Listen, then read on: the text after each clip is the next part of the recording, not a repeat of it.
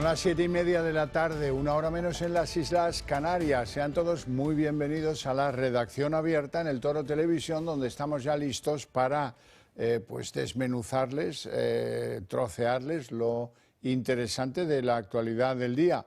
Con rigor, con valentía, lo que ustedes se merecen.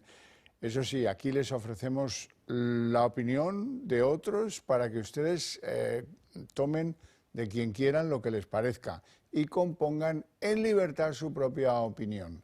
Solo así seremos un país de ciudadanos libres. Si cada uno, pues, en lugar de borreguear, que es lo que hace, por ejemplo, la izquierda española, pues tiene gente que tenga su propia opinión sobre las cosas.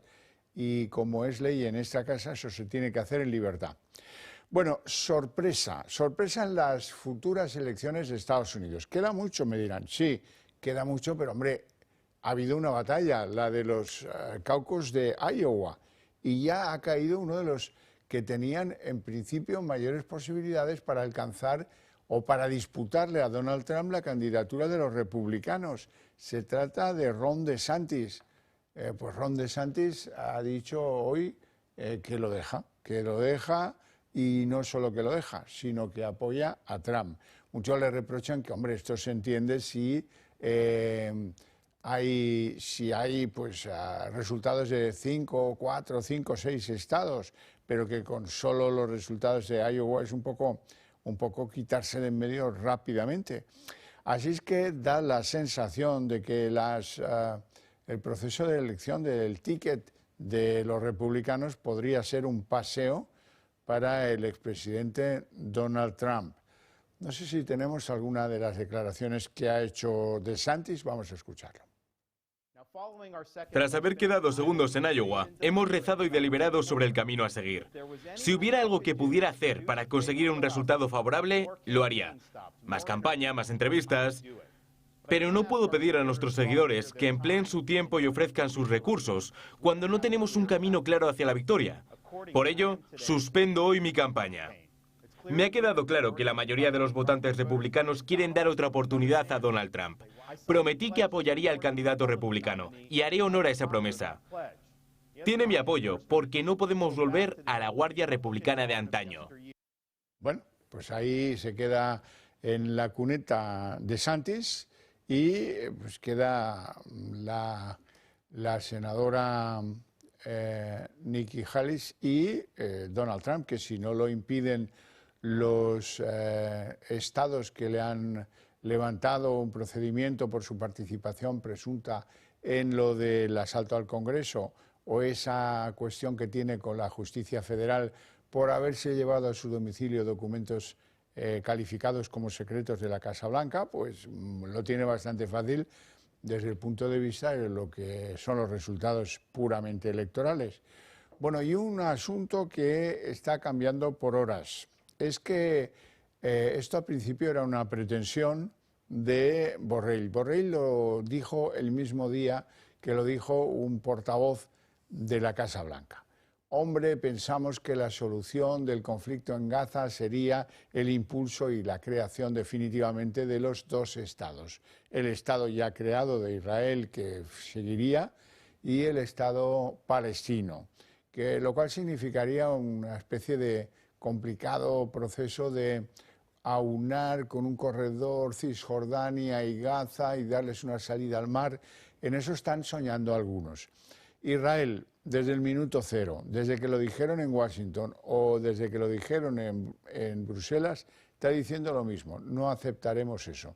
No aceptaremos nada que no sea mantener el control de Gaza y supongo que también de Cisjordania por parte de Israel, por parte del ejército judío. Bueno, ¿y en España cómo va esto? Pues en España el procedimiento ha sido parejo. Primero fue Sánchez el que se animó a pedir la teoría de los dos estados, no le hizo caso a nadie. Luego nos sorprendió a todos mucho que el rey don Felipe hiciera suya la propuesta y luego un poco a regañadientes el Partido Popular. Digo a regañadientes porque no fue Feijóo quien lo dijo, sino Tellado, si no recuerdo yo mal. Así es que la tesis de los dos estados en Gaza parece que se va abriendo paso. Luego hablaremos de este asunto, pero antes les quiero enseñar una cosa. ¿Qué hacen en Davos, donde hay algunos que se aburren mucho? En teoría son las cumbres borrascosas suizas, donde se diseña el futuro de la humanidad, porque ahí están los ricos, los poderosos. Bueno, ahí hay mucho bobo también. Van a ver un momento culminante, y lo de culminante es cosecha mía por ironía pura, de lo que ha sido la edición del 2024 en Davos, esta que ha acabado ahora.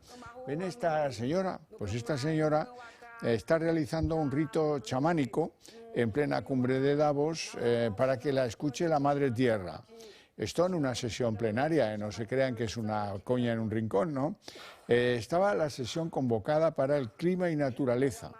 Y esta señora, que pertenece a una tribu amazónica que se llama Yaguanagua, realiza este rito chamánico. La jefe llamada, ella se llama así, no es una ironía, Putani. Y luego, después de sus invocaciones, lo que hace es luego pasearse cabeza por cabeza y como soplarle en la cabeza a los participantes en esta sesión, con cara atónita, eso sí. ¿Y quiénes son estos señores a los que ella sopla en la cabeza? Pues ahí está la directora del Fondo Monetario Internacional, Kristalina Georgieva, el presidente del Banco Mundial, Ajak Banga, un ejecutivo de IKEA, de estos que hacen muebles que nunca encajan, ¿verdad? Jesper Brodin, y un multimillonario que se llama André Hoffman. Bueno, este es el rito, ahí ella se frota las manos, y bueno, oye, se frota las manos porque el rito podía, si lo hubiera definido la chamán jefe Putani, a lo mejor el título hubiera sido "Hoy me toca tomaros el pelo a mí", que hubiera sido más coherente. Bueno, os decía antes que íbamos a hablar de la solución de los dos estados y quiero hacerlo con don Emiliano García Coso, que es profesor de Derecho Internacional en ICADE. Muy buenas tardes y gracias por atendernos, don Emiliano. Muy buenas tardes, don Xavier, ¿cómo está? Muchas gracias. Bueno, hay dos aspectos aquí. Israel dice que esto no lo va a aceptar nunca, da esa sensación. Es verdad que pues hay algunos que tienen capacidad de influir en las autoridades de Tel Aviv. No mucho, hay cosas, estos sí que tienen líneas rojas, no como el gobierno Sánchez, que no se las salta a nadie. En cualquier caso, ¿quién ha dicho o quién tiene teorizado esto de que los dos estados vaya a calmar lo que está pasando en Gaza, donde hemos llegado a los 100 días de guerra, hemos llegado a unas 25.000 víctimas mortales, muchas de ellas niños y mujeres? Nadie, es decir, realmente no deja de sorprenderme las reacciones desde la Unión Europea, que solamente lo puedo entender desde el punto de vista que sea una cortina de humo para justificar los puestos en la Unión Europea y que se está tratando de hacer algo, porque si realmente analizan un poco toda la línea política del presidente Netanyahu desde sus últimos 15 años de gobierno, en ningún momento ha hablado o ha pensado en la idea de dos estados.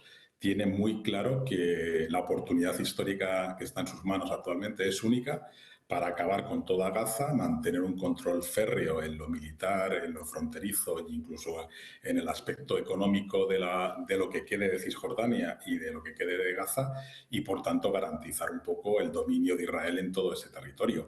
Y, además, también la Unión Europea peca de inocencia, si es por llamarlo de alguna manera, puesto que en ese plan de dos estados no tiene en cuenta a uno de los actores que está incitando el conflicto, que es Irán.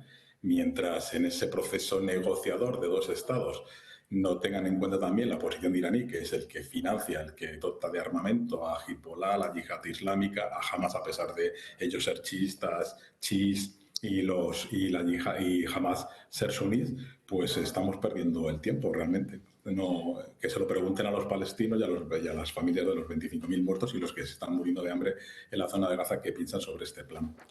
Produce un poquitín de vértigo cómo se consiguen los consensos. A mí me sorprendió particularmente mucho que fueran las autoridades de Washington las que sacaran la relación esto de el segundo Estado, porque son tradicionales aliados de Israel y porque, bueno, pues era un poco una solución muy a la europea, muy atrevida, muy alambicada y muy difícil de llevar a cabo.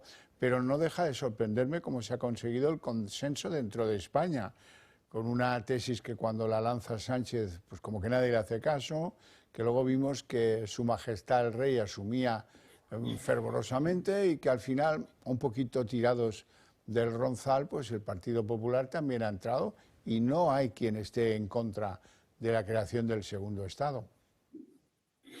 No, si el problema en Estados Unidos ya estamos en situación electoral, por lo tanto la administración Biden tiene que tratar de satisfacer un poco ese electorado más pro-palestino frente al electorado pro-israelí, que es dominante y sobre todo en algunos estados clave. Por lo tanto, la lógica en Estados Unidos no me extraña.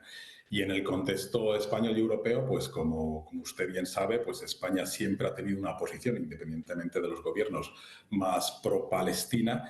Y la idea es pues tratar de colaborar en ese intento de sentar a ambos gobiernos. ¿Qué es lo que ocurre? Que si la administración Biden no es capaz, a pesar de las conversaciones directas, a pesar de las presiones diplomáticas, de convencer a Netanyahu, lo que diga el gobierno español al presidente Netanyahu le resulta absolutamente indiferente, y lo que diga la Unión Europea, pues tal y como parece que se están desarrollando los acontecimientos también. Es decir, que el único interlocutor válido es Estados Unidos, desde el punto de vista del ejercicio de una cierta presión. No creo ni siquiera que la zanahoria que le puso el secretario de Estado Blinken diciendo que si Israel se sentaba en un proceso para ver la posibilidad de los dos estados, lograría, digamos, el reconocimiento de la mayor parte de estados árabes, especialmente hablando de Arabia Saudí. Pero sigo insistiendo, el principal, digamos, elemento que puede distorsionar cualquier tipo de aproximación es Irán. E Irán no está dispuesto, de momento, a sentarse a hablar con el presidente Netanyahu ni con Israel. Algunos de los que proponen lo del segundo Estado como la panacea, la solución para pacificar, etcétera, no concretan una situación. ¿Cuánto tardaría Hamás en controlar ese supuesto Estado Islámico si alguien decidiera ponerlo en pie? Efectivamente, es decir, la autoridad palestina está totalmente deslegitimada, incluso con el propio apoyo del gobierno israelí. Recordemos que han salido diferentes documentos donde el propio presidente Netanyahu ha estado financiando o ayudando al propio gobierno de Hamás en Gaza para tratar de deslegitimar a la autoridad palestina, y su influencia en la zona de Cisjordania cada vez es menor del gobierno de Al-Fatah. Por lo tanto, Hamás tiene ya, digamos, una importante influencia en la zona de Cisjordania, que es la única que todavía mantiene en pie edificios, a pesar que el gobierno israelí está tumbando también edificios y casas de ciudadanos palestinos residentes allí, y tiene un control absoluto. Es decir, que sinceramente ese plan es simplemente un decálogo de ideas, de 12 ideas, pero no tienen ninguna implementación práctica, puesto que no cuentan ni con los actores necesarios, ni tampoco qué va a pasar después y cómo se va a convencer a Israel que ceda el control de fronteras, que ceda el control económico y de hacienda en la zona de Cisjordania, y que haya un corredor entre Cisjordania y Gaza, cosa que Israel no va a aceptar. Claro, es que eso es... Alguien ha perdido mucho el tiempo con esta propuesta. Una salida al mar y un corredor entre Cisjordania y Gaza. ¿Y esto cómo lo vamos a diseñar? A ver, ¿cuál es la manera de que Israel acepte todo eso? Bastante improbable, ¿no? Sí, así es. Sí, la única, bueno, quizás si finalmente el candidato Trump gana en noviembre, pues quizás vuelva a reactivar esa iniciativa que tuvo de los acuerdos Abraham con algunos países árabes en un intento de convencer a Israel, pero sinceramente está muy difícil, y salvo que haya un cambio de gobierno en Israel, cualquier posibilidad de dos estados es absolutamente una idea utópica. Bueno, en Israel pasan cosas, ¿eh? Las Sí. familias de los rehenes estaban acampados enfrente de la casa de Benjamín Netanyahu y hoy han pasado a la acción y han decidido entrar de forma no violenta, pero sí muy exigente, en el Parlamento israelí. Así es que ahí hay un problema no resuelto y hay una, digamos, capacidad de acción de las familias de los rehenes que, al no haber sido pues negociados convenientemente, siguen todavía en manos de Hamás, y las familias están muy en contra del gobierno de Netanyahu. Porque son conscientes que, tal y como se están desarrollando los acontecimientos, va a ser muy difícil que vuelvan con vida sus familiares. Dentro del propio gobierno de Netanyahu hay al menos 2 ministros que ya han mostrado un poco cierto rechazo al posicionamiento, a este gobierno de concertación que hay en Israel y que están poniendo en duda la estrategia de Netanyahu, pero Netanyahu también es consciente que cualquier cambio de la política actual va a suponer su fin político, porque cada vez más, ya no solamente los familiares, sino también un cierto ámbito social, está reclamando que la posición de Netanyahu es insostenible, que ya venía siendo insostenible por razones de la reforma del Poder Judicial en Israel y que la guerra lo ha sostenido un poco, pero cualquier resultado no previsto contrario a los intereses de Israel supondrá el fin definitivo del presidente Netanyahu. De ahí su resistencia a cualquier tipo de iniciativa diferente. Don Emiliano García Coso, un placer enorme tenerle en el programa. Le agradezco mucho sus opiniones y su deferencia para hacerlas pues, posibles a través de nuestro canal. Muchísimas gracias. Muchísimas gracias, don Javier. Feliz tarde. Feliz tarde. Igualmente. Gracias. Bueno, pues hemos visto opiniones de algo que ya nos parecía un tanto ilógico y un poco sorprendente cómo avanza ese consenso. Así que hagan 2 estados. Bueno, sí, ya. ¿Y eso qué? ¿Qué arreglaría? Bueno, nos vamos a España. En España hay cosas que tienen ustedes que conocer de primera mano. Montellano es un pueblo que está a 50 kilómetros de Sevilla, donde se han visto alteradas sus tranquilidades y buenas maneras. Resulta que han tenido que detener de madrugada a un joven de 17 años, de origen sirio, denunciado curiosamente por su madre. La madre cree que podría estar envuelto en el yihadismo terrorista. La madre tenía esa tienda de coser y, en fin, cosía para la gente del pueblo que le traía las cosas. La gente tiene miedo porque este chico emitió una comunicación social en la que advertía de que mañana va a venir lo grande. Hoy han dejado de ir a los colegios, este chico estaba ahí escolarizado y sus compañeros han preferido quedarse en casa, no ir a la escuela porque pues alguien podía pensar que podía haber algún explosivo o algún intento de atentar contra la tranquilidad de Montellano. Finalmente no ha sido así. El chico está ya, y su madre también, a disposición, porque es menor, a disposición de la Audiencia Nacional en Madrid, donde investigarán pues si la denuncia que, insisto, pone la madre estaba justificada o no. Temor en la localidad sevillana de Montellano. La policía ha detenido a un joven sirio de 17 años por estar relacionado con el terrorismo yihadista. Fue precisamente la madre del joven, que es costurera, quien alertó a los agentes al ver mensajes sospechosos en su teléfono móvil y al creer que su hijo podría cometer un delito. La operación, que ha durado unas 7 horas, ha causado gran impacto y expectación en la localidad. Esta noche la mitad de las madres no hemos dormido. No hemos dormido pensando en qué podrá haber por el pueblo. Los niños no los hemos llevado hoy al instituto porque estamos asustados.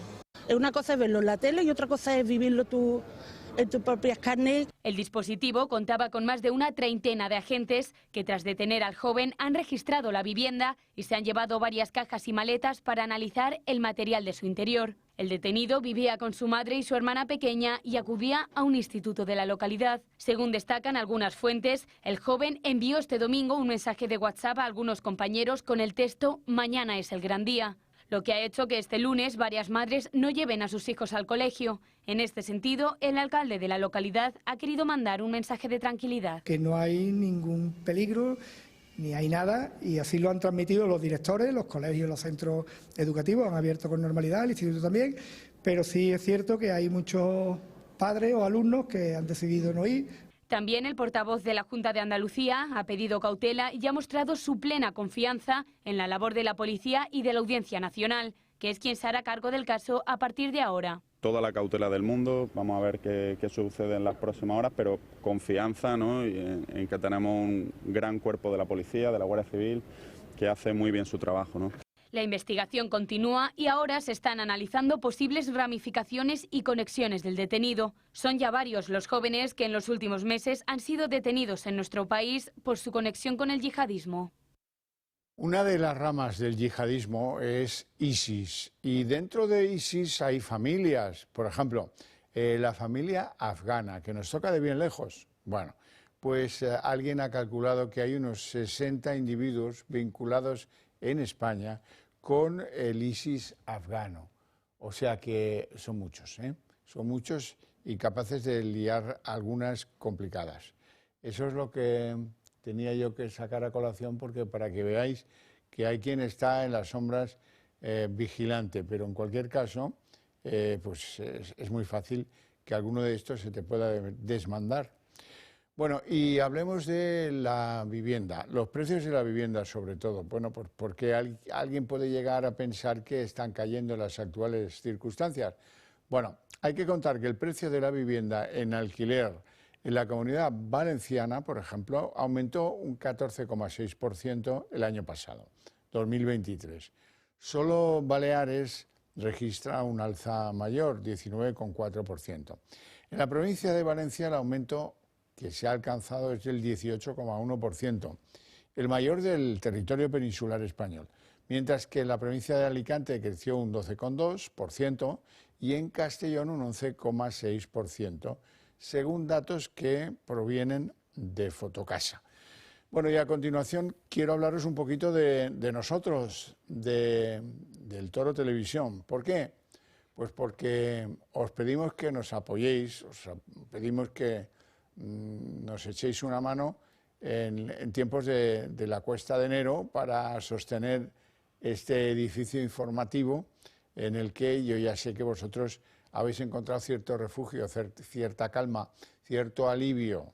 Aquí no manda Sánchez. Bueno, pues ahí hay que apoyar el hombro, porque si no, pues va a ser difícil que podamos, sin ese respaldo, continuar activos y con esta energía. ¿Cómo nos podéis hacer algún tipo de donación? Pues hay una opción que es muy fácil. Fotografía, esto que aparece ahí en pantalla, donde están esos números inacabables de las cuentas bancarias. Os ponemos dos, una de CaixaBank y otra de Bankinter. La que queráis estará bien.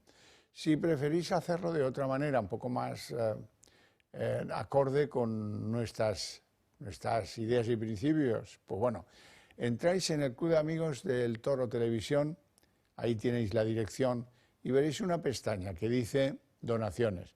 Seguís las instrucciones y esto va a ser facilísimo. Cualquier duda, 91 616 2464, el Club de Amigos. Y contarnos algunas de las cosas que tenemos previstas pues para todos vosotros. Por ejemplo, el 31 de enero está ya muy cerquita. Visita de la Real Fábrica de Tapices y a partir de ahí, en febrero, todo un montón de actividades. Por ejemplo, el día 7, Alberto García Ibáñez presentará en el club su libro El Sacro Imperio Romano Hispánico. El viernes día 9 haremos una interesante visita guiada al Teatro Real, que es una institución fundamental dentro del panorama musical español. Y el 14 de febrero se retoma el precioso ciclo de paseos por Madrid, con un recorrido por el Madrid de los Borbones que tendrá ítems, paradas importantes en el Palacio Real, en la Real Academia de Medicina o incluso en ese Teatro Real que anteriormente citábamos.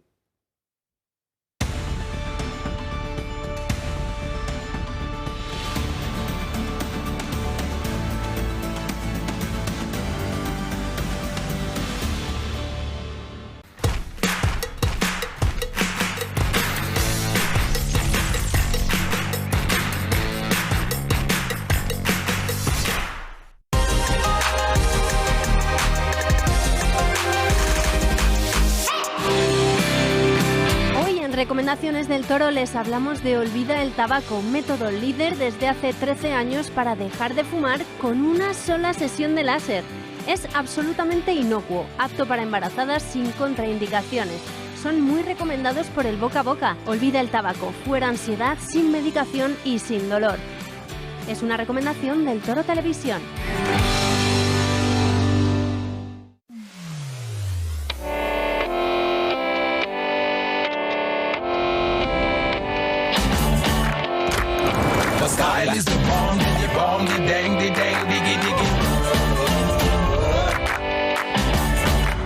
Play music.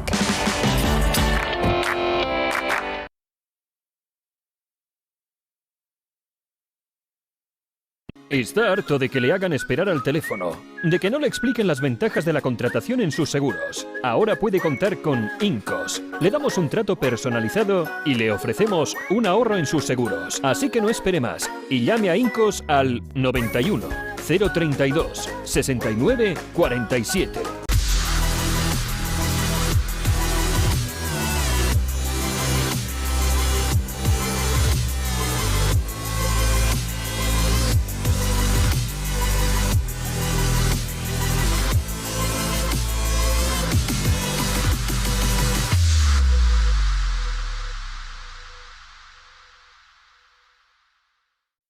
¿Es usted un perjudicado por la debacle del Banco Popular? Sepa que la vía civil está bloqueada tras la sentencia del Tribunal de Justicia Europeo. En Durán y Durán Abogados tenemos una alternativa, que es la vía penal. Se nos ha admitido una querella en la Audiencia Nacional por la ampliación de capital de 2012. Todos los afectados que tengan dinero invertido y deseen seguir luchando por la recuperación de su inversión deben llamarnos y les informaremos cumplidamente. Llámenos al teléfono gratuito 983 3020 y le ayudaremos. O entre en nuestra página web www.duranyduranAbogados.com, que aún hay mucho partido por jugar.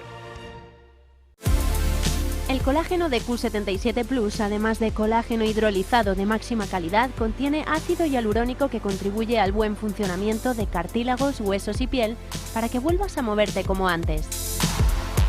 Su fórmula enriquecida con magnesio, vitaminas A, C y K, junto al revolucionario factor 77, te hará rejuvenecer desde dentro. Toma un sobre diario de Q77 más colágeno disuelto en agua o en tu bebida favorita y vuelve a sentir la energía que necesitas. Disponible en q77plus.com.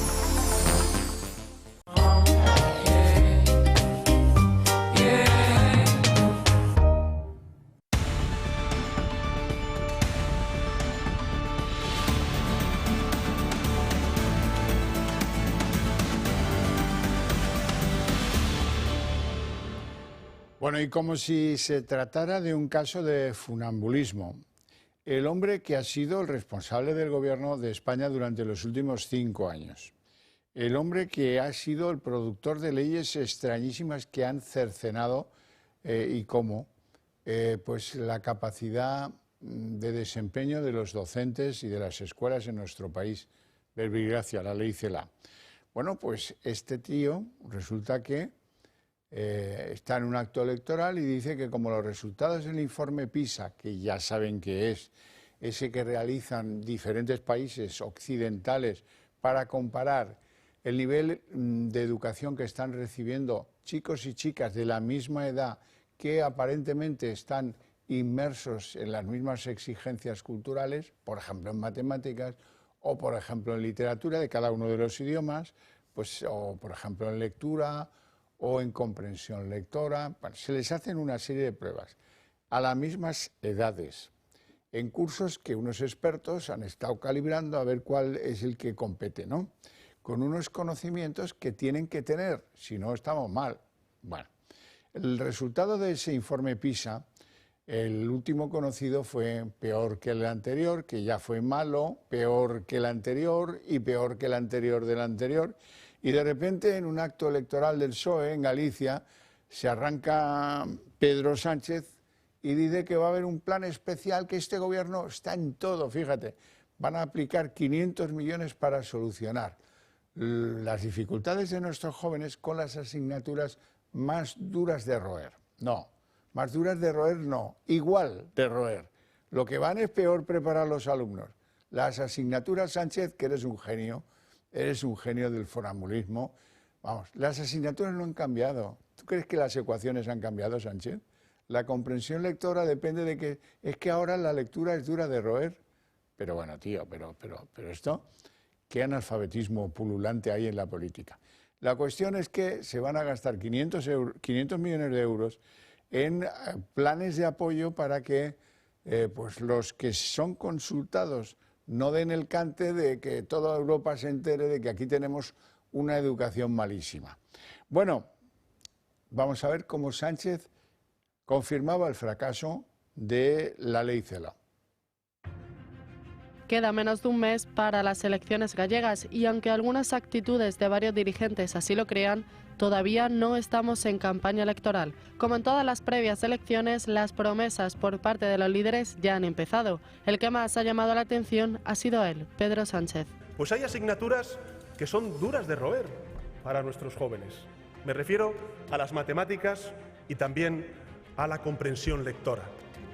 Por eso quiero anunciaros que en los próximos presupuestos generales del Estado, el Gobierno de España va a hacer un plan de refuerzo en matemáticas y en comprensión lectora. Un plan de refuerzo en matemáticas y en comprensión lectora. Parece que el informe PISA ha hecho temblar los cimientos del Ministerio de Educación. Poco se sabe lo que incluirá ese plan, pero lo que se conoce es que se destinarán 500 millones de euros esta legislatura y que el plan va destinado a casi 5 millones de alumnos repartidos en 8 cursos, desde tercero de primaria a cuarto de la ESO. También se conoce que este plan se desgrana en 3 ámbitos: reducción del número de alumnos por aulas, así como un aumento en la contratación de más docentes, profesores de apoyo fuera del horario lectivo para alumnos con dificultades y formación del profesorado para adaptarles sobre todo en la enseñanza matemática. Sin embargo, este nuevo plan, además de ratificar el grave problema que hay en las aulas, pone el objetivo en la ley CELA, acusándola indirectamente de ser el motivo de tal fracaso.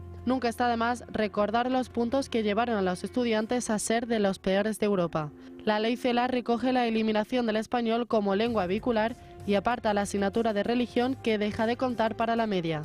Se eliminó además la segregación por sexos en los centros concertados y se promulgó el cierre de centros de educación especial. Pero sin duda las 2 medidas más polémicas son estas: la contratación de docentes sin necesidad de que tengan un máster específico, o el poder pasar de curso aún con asignaturas suspensas si los docentes así lo consideran.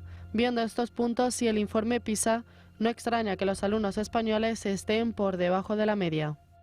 Bueno, pues quiero comentar todo esto con doña Lorena Heras, que es una experta en educación y además docente, que lleva muchos años vigilando estos resultados, comparándolos, y además con su experiencia en el mundo docente nos podrá aclarar algunas cosas. Muy buenas tardes y gracias, doña Lorena, por atender nuestra petición de contraste de algunas opiniones. Esto de que hay algunas asignaturas que son más duras de roer, esto es una ocurrencia de mitin de partido político, porque las asignaturas son inamovibles, están ahí desde Arquímedes, por lo menos, y son los chicos los que llegan peor preparados, entiendo yo. Buenas tardes, un placer como siempre estar con vosotros, Javier. Mira, en efecto, no hay asignaturas duras de roer, lo que hay es leyes duras de entender, porque si 3 años después de que entrara en vigor la LOMLOE y solo 2 años después de que su desarrollo normativo curricular, es decir, de que los currículos de esta ley que concretan exactamente qué contenidos se tienen que ver en cada curso, con una ley que ya ha entrado en vigor en todas las etapas educativas, el propio Gobierno reconoce que es un fracaso, lo que tenemos es un país con una ley educativa fracasada y dura de comprender para los docentes. Era una ley que quería hacer, como bien explicabas, de la ignorancia un valor social. Una ley que permitía titular con asignaturas suspensas, una ley que cargaba más con contenidos repletos de carga ideológica que insistiendo en la importancia de los contenidos, una ley que nos explicaba lo importante que eran las competencias, es decir, saber hacer algo, pero que rebajaba contenidos y por lo tanto hacía inviable que los alumnos fueran capaces de hacer algo si ignoraban los conocimientos para poder hacer algo. Era una ley que eliminaba del currículo, es decir, de los contenidos que se dan en los centros educativos, la regla de 3, eliminaba el mínimo común múltiplo, eliminaba los números romanos, eliminaba el dictado, eliminaba la lectura del Quijote obligatoria en los institutos de secundaria, eliminaba los prefijos, eliminaba la conjugación de verbos. Es decir, que es que casi lo que ha anunciado Pedro Sánchez, como bien explicabas, en un mitin político y no en un Consejo de Gobiernos o en la mesa del Consejo de Ministros, ha sido un anuncio, una enmienda a su propia ley educativa. Si tiene que enmendar una ley que ya prescindía de los números romanos, de la regla de 3, de los dictados, de leer el Quijote, de los prefijos, de la conjugación de los verbos, y ahora insiste en la necesidad de reforzar estas materias, es que claramente solo 2 años después de que los currículos de la LOMLOE hayan entrado en vigor, es una ley que claramente se ha manifestado incapaz de resolver los problemas del sistema educativo español. Bueno, pero en lugar de pues imponer un reestudio de toda la materia. Esta cosa de los 500 millones para remendar el problema donde cree que tiene el problema, porque yo creo que hay un error en eso. El problema no lo tenemos en matemáticas y en comprensión lectora tan solo. El problema lo tenemos en un raquitismo y en un direccionismo de lo que es la política de la educación hacia pues, la socialización de la riqueza, en este caso la cultural. No nos interesa gente despierta que salga de los institutos de enseñanza media o del bachillerato o que llegue a la universidad muy bien formada. Lo que nos interesa es que pasen el curso. Lo que nos interesa es que puedan superar todo esto con muchos suspensos, nos da igual. El concepto escuela igual a parking, que tan nefando es, y sobre todo apartándose de la cadena de mando que debiera regir de pues, estimular el mérito y estimular la competencia y estimular el conocimiento. Pues sí, en efecto, y el presidente de Gobierno este fin de semana cargaba las tintas contra las materias de lengua y de matemáticas, pero es que ya habían advertido la Real Academia de la Historia, lo había advertido también la Real Academia Española, que en los contenidos que incluía la ley educativa y sus currículos no eran los ajustados para dar unas materias de forma completa y objetiva. Lo que sí pone de manifiesto el informe PISA, además del fracaso de la ley educativa socialista, es que hay comunidades autónomas que lo han hecho mejor que otras, y de ahí que no sea gratuito que Castilla y León, de manera sistemática, en los últimos informes PISA, venga siempre bien situada. Y esto se debe a que Castilla y León ha sido una comunidad autónoma que no ha apostado por la ideología, que ha apostado por formar buenos docentes y por tenerlos bien valorados socialmente, que ha apostado por que sus currículos tengan contenidos científicos y no ideológicos, aquel sentimiento de las matemáticas socioeconómicas y los valores socioafectivos de todas las ciencias, pues Castilla y León lo ha relegado por conocimientos científicos, que es lo que tienen que aprender sus niños en las aulas, y además con familias que le dan un importante valor social a la educación.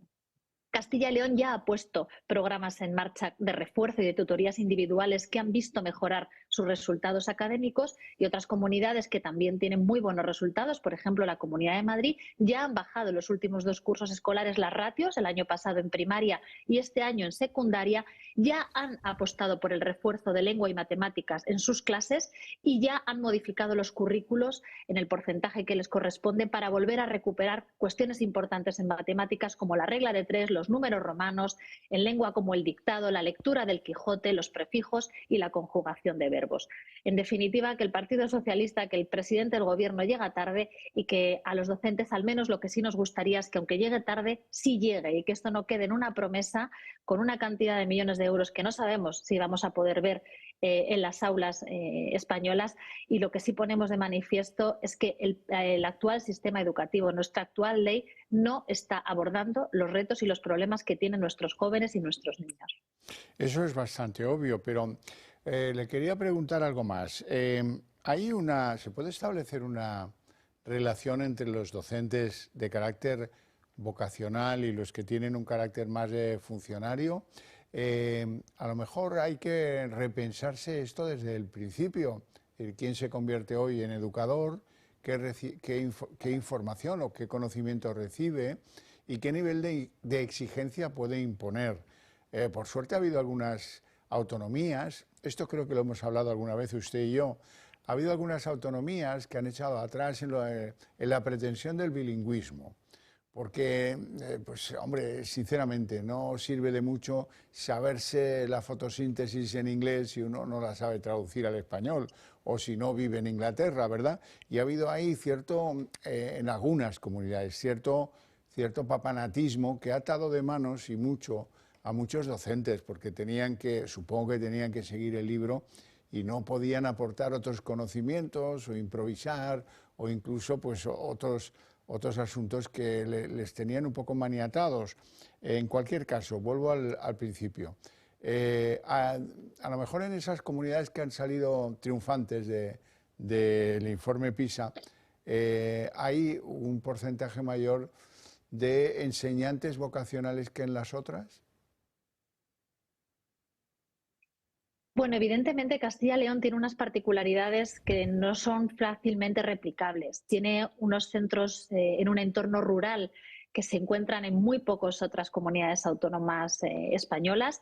Castilla y León ha hecho una apuesta por mantener escuelas en zonas rurales donde solo hay 3 alumnos, por ese valor social de la escuela del que hablábamos, y evidentemente para un maestro educar a 3 alumnos y vivir en un pueblo o trabajar en un pueblo muy pequeño tiene un componente vocacional claramente manifiesto.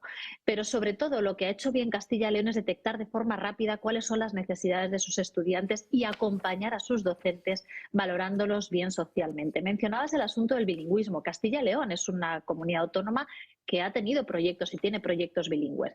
El bilingüismo lleva más de 20 años funcionando en algunas comunidades como Madrid y ha funcionado con éxito. Se ha demostrado que los alumnos no solo no pierden capacidad de aprendizaje de contenidos, sino que sus destrezas en el aprendizaje de la lengua inglesa se han disparado. Y lo que sí me parece oportuno es que después de 20 años de sistema y de programa, lo que hagan esas comunidades autónomas es revisar que cuanto antes se esté implantando el bilingüismo, ya lo estamos viendo en la etapa 03, por ejemplo, en la Comunidad de Madrid, menos necesario es insistir en impartir determinadas asignaturas, determinadas materias como historia en secundaria, también en lengua inglesa. Y creo que esto es un acierto, ser capaces de ir reajustando el sistema a medida que nuestros proyectos bilingües se han ido afianzando y han ido formando parte de la estructura del sistema educativo español. Si algo ha manifestado PISA es que hay bilingüismos que funcionan, como por ejemplo el de Castilla y León, el de Madrid, el de Galicia, con resultados magníficos, Galicia incluso con proyectos trilingües,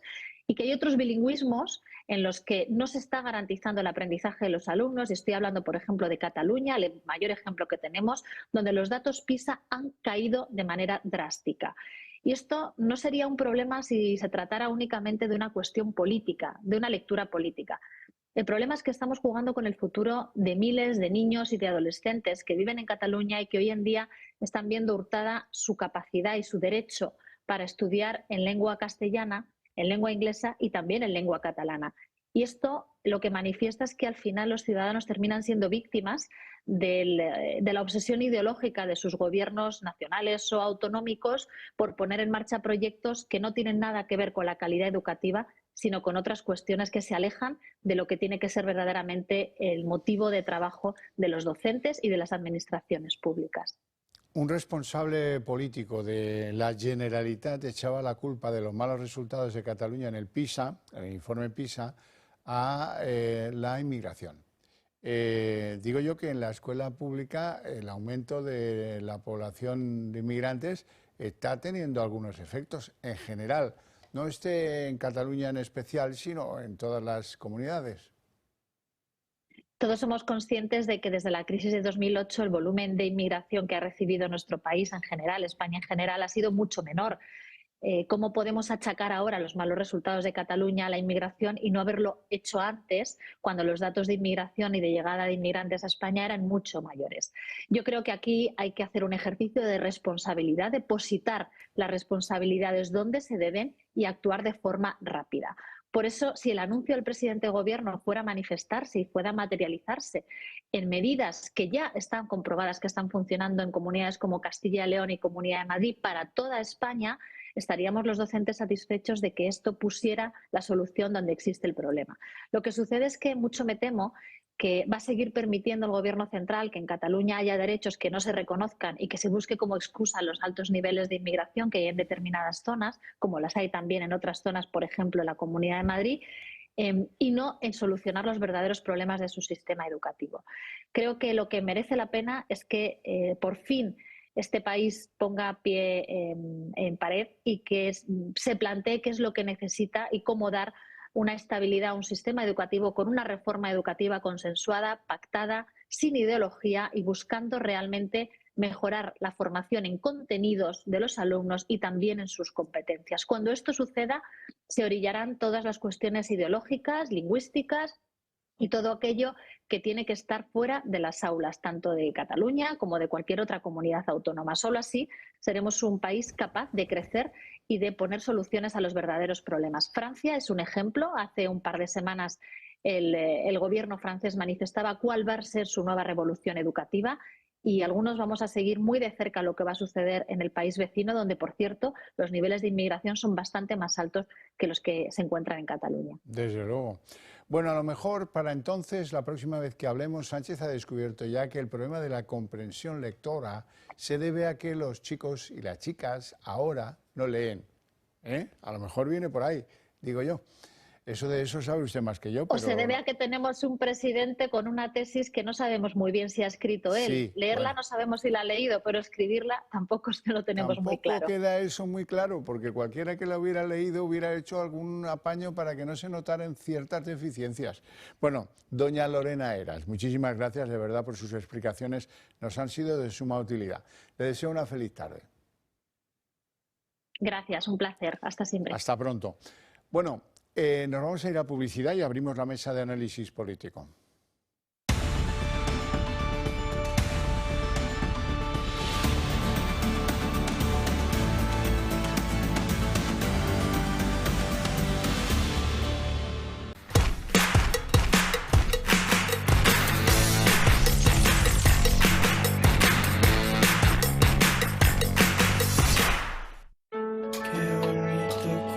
Mercedes, soy Dani, ¿qué tal?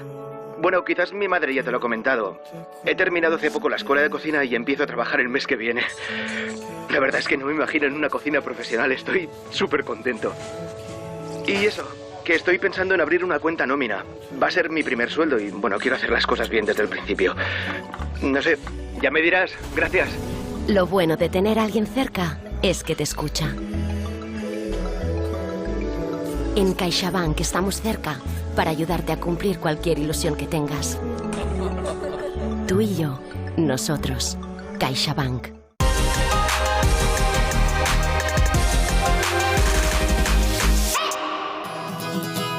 Hoy en Recomendaciones del Toro les presentamos Casas de Madera Bálticas.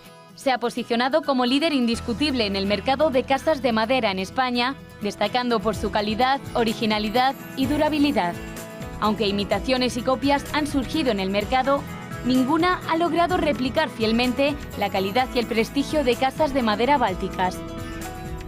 Es una recomendación del Toro Televisión.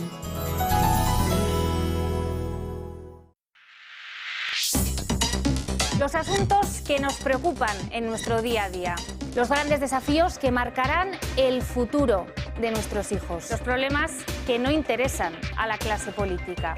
Con rigor, con análisis y con conciencia social, dando voz a sus protagonistas. Temas que pasan desapercibidos, nosotros los llevamos a primer plano.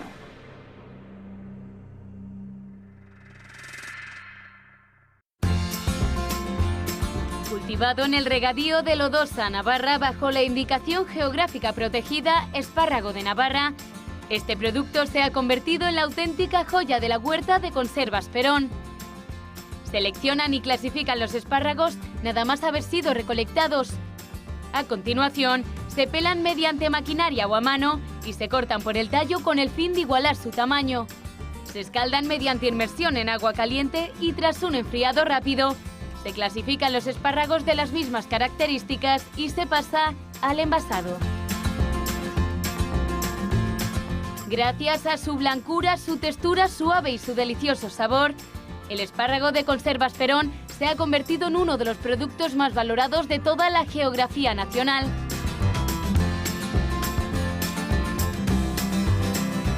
Llame al 948 69 3401 o entre en su página web www.conservasperón.com. Conservas Perón, de la mata a la lata.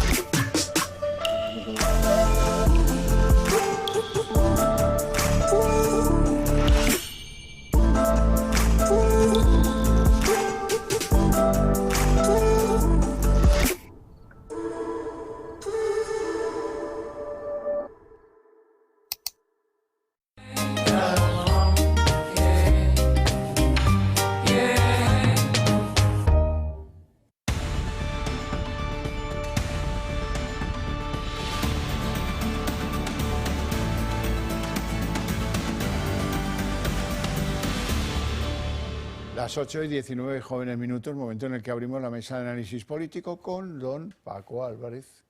¿Qué tal? Geógrafo, Buenas historiador, tardes. el hombre de la herencia de Roma, por lo cual yo siempre saludo. Ave. ¿Todo bien? A ver, Javier, todo bien, todo bien. ¿Y eso que es lunes? ¿Qué quiere decir eso? Pues que no sé, que la semana esta, si seguimos escuchando tonterías de los que dicen que gobiernan, Bueno, no sé hombre, cómo pues va a acabar. Ahora vamos a la semana de un par de días, como mucho, trabajando. Eso. Esto, Sí, esto sí. lo arregla Yolanda en 2 patadas. Sí.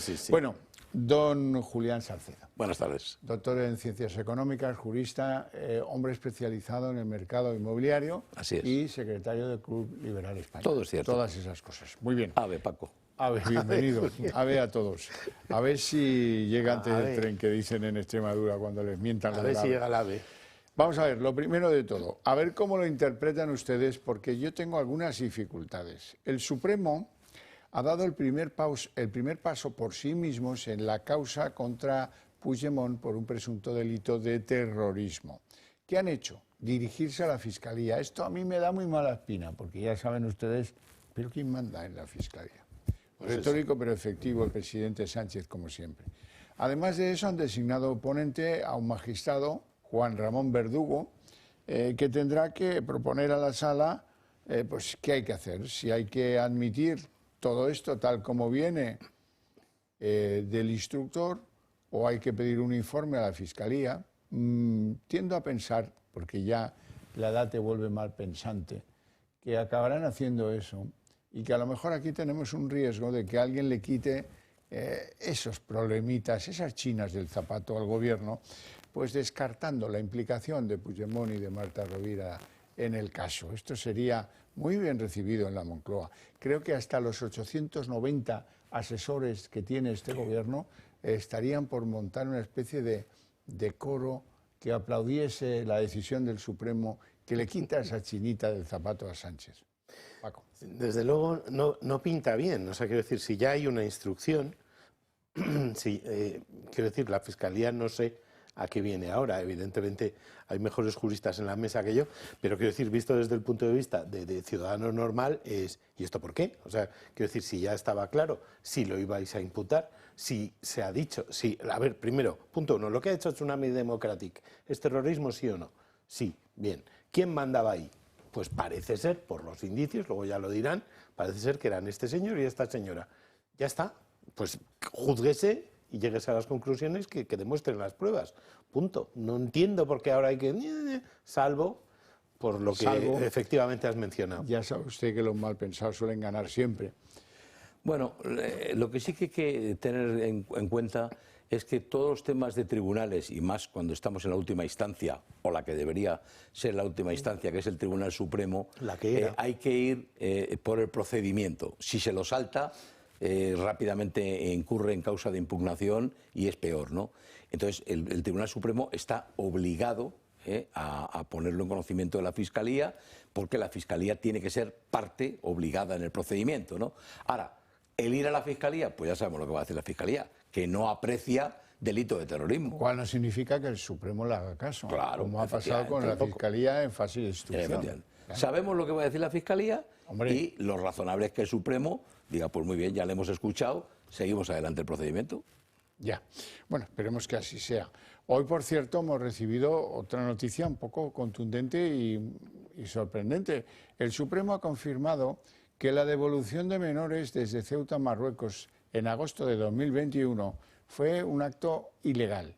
El alto tribunal señala que el procedimiento seguido no es el que prevé la ley de extranjería, cosa que se sabía, pero bueno, tanta contundencia, teniendo en cuenta que lo que se produjo en agosto de 2021, que fue el engaño por parte de las autoridades marroquíes de buena parte de su población juvenil de los alrededores de Ceuta, Ador, etcétera, era engañarles al punto de decirles que va a haber un partido de fútbol en Ceuta y si os coláis podréis ver a Benzema y a no sé quién y al tal y cual.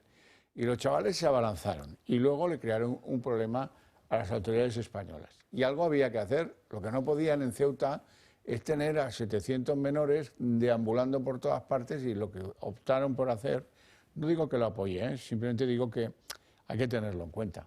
Hay que tenerlo en cuenta, pues lo que hicieron es devoluciones en caliente de buena parte de ellos. Han tenido 300 por allí todavía porque alguien frenó esto de las deportaciones en caliente, pero hay que ser un poco conscientes de la dificultad que entrañó aquel asalto de las vallas por tierra, mar y aire de la juventud que no se sabe si huía.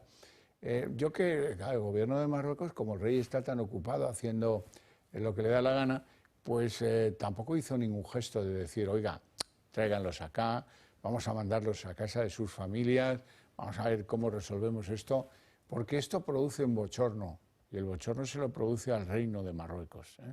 No nos vayamos a olvidar de eso. Don Julián. Bueno, los que recordamos aquellas imágenes, que ahora estáis proyectando algunas, lo tenemos muy claro, ¿no? En la retina, ¿no? Está claro que todo lo que ocurrió allí fue irregular, ¿no? Como tú muy bien has calificado, aquello fue un asalto. O sea, esto no fueron inmigrantes que entraron, asaltaron la valla, ¿no? Que el gobierno de Marruecos lo toleró y probablemente lo animó. Había imágenes de gendarmes abriendo las puertas de esa zona entre valla y pero no valla. solamente, es que seguramente les animó, venga, pasad todos, Sí, sí. ¿no? Que las fuerzas que estaban protegiendo la valla eran insuficientes y probablemente tenéis instrucciones de no molestar mucho, pues también, ¿no? Y luego, ¿os acordáis de que hubo un momento en que, ahora ya está claro que fue ilegal la devolución, ¿no? Pero ¿os recordáis que hubo un momento en lo que dijo y defendió Marlaska fue, no han pisado territorio español? Sí. Sí. O sea, sí que habían pisado territorio español. El Supremo dice lo contrario. Y sí que la devolución no cumplía la normativa, ¿no? La ley de Pero lo curioso, lo que es sorprendente, no es que esto lo diga el Supremo de forma contundente como afirman, ¿no? Sino que es que no pase nada. No dimita a nadie. Claro. Por ejemplo. ¿Alguien cree que el presidente de gobierno va a destituir a Marlaska por haber consentido un acto irregular? Pues no. Le premiará. Yo creo, ¿eh? A mí lo que me preocupa es qué consecuencia tiene esto. O sea, porque quiero decir que vale, se les expulsó mal. En fin, o sea, desde mi punto de vista, si alguien entra ilegalmente en mi casa, yo le expulso, punto. Y si eso la ley no lo hizo, bueno, pues estará mal la ley y habrá que cambiarla. O sea, pero las cosas son así. Es que los menores hay que protegerles, sí, pero es que la ley esa que tenemos que hace que a los menores que entren en España les tenemos que dar de comer, de beber y de vivir hasta que tengan 18 años, pues en vez de ser una cosa para proteger al menor, se ha convertido en una excusa para que los menores entren en Europa y les paguemos algo que no pagamos a nuestros hijos. Entonces, quiero decir, al final tienen unas ventajas que no tenemos los nacionales, con lo cual, entonces, con lo que quiero decir es que de la consecuencia es, entonces, ¿qué?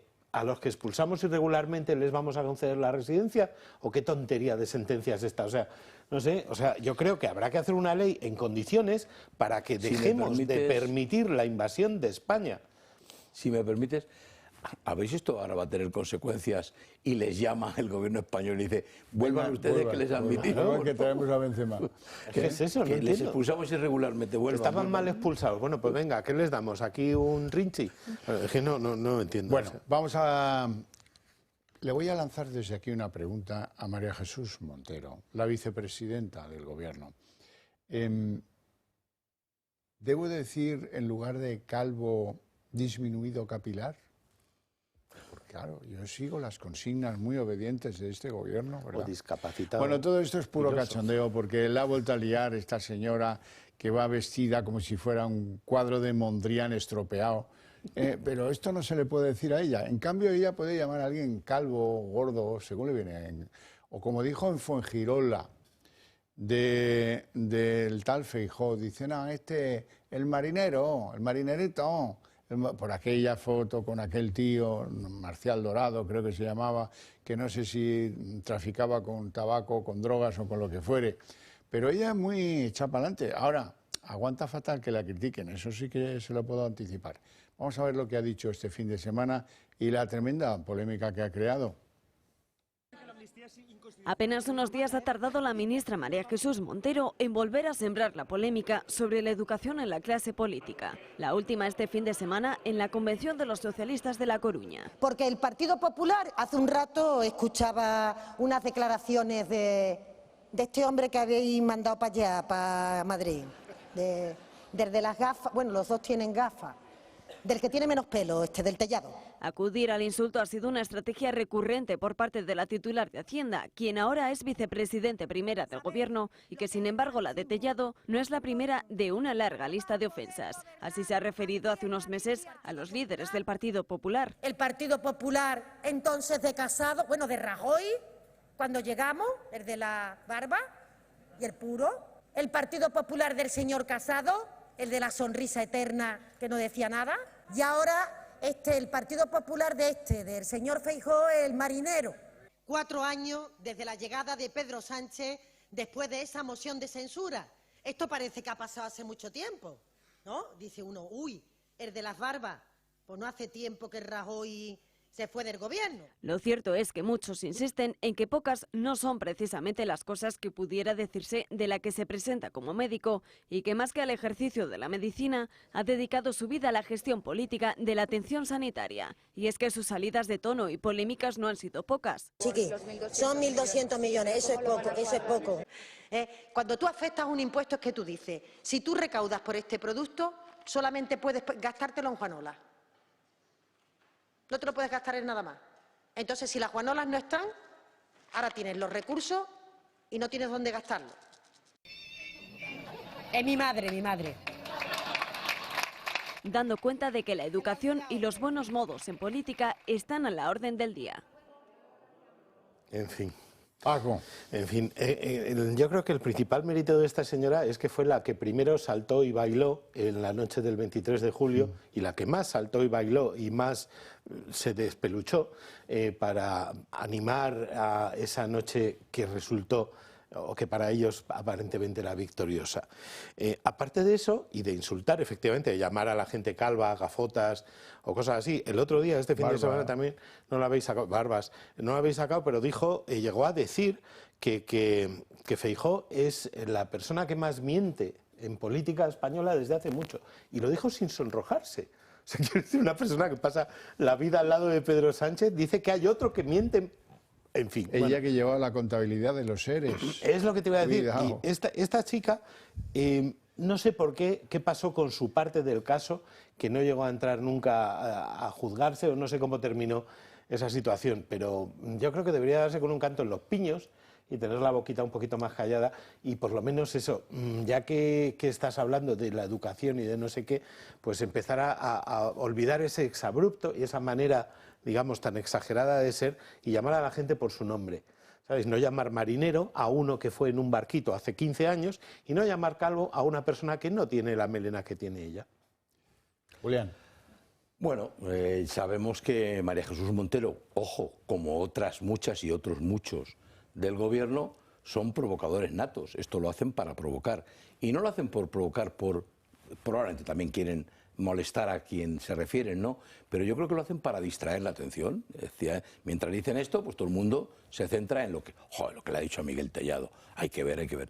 Pero a mí lo que me preocupa no es solamente lo que dice María Jesús Montero y otras miembros del equipo, ¿no? del Gobierno, sino es los que asistían a este acto, que deberían ser gente normal, ¿no? Normal como nosotros, como tú y como yo, se reían, aplaudían, a rabiar, y sin darse cuenta de que lo que están haciendo es burlándose de otra persona, ¿no? No sé a quién le preocupa, yo también soy calvo. Siempre pues no cuando sea del PP, hay éxito sí, seguro. Vale, es lo que está esperando la Peña, porque la política se vive así, en ese radicalismo hortera, cruel con unos, pero solo con unos. Cuidado, a mí que no me digan nada de que Sánchez tiene la cara marcada de viruela. No, eso no. Pero de otras miembros del Gobierno no se puede decir nada. Por ejemplo, del estilo de vestir y todas esas cosas. Esto no se puede, ¿no? Esto es un atentado, ¿no? No, claro. Esto es...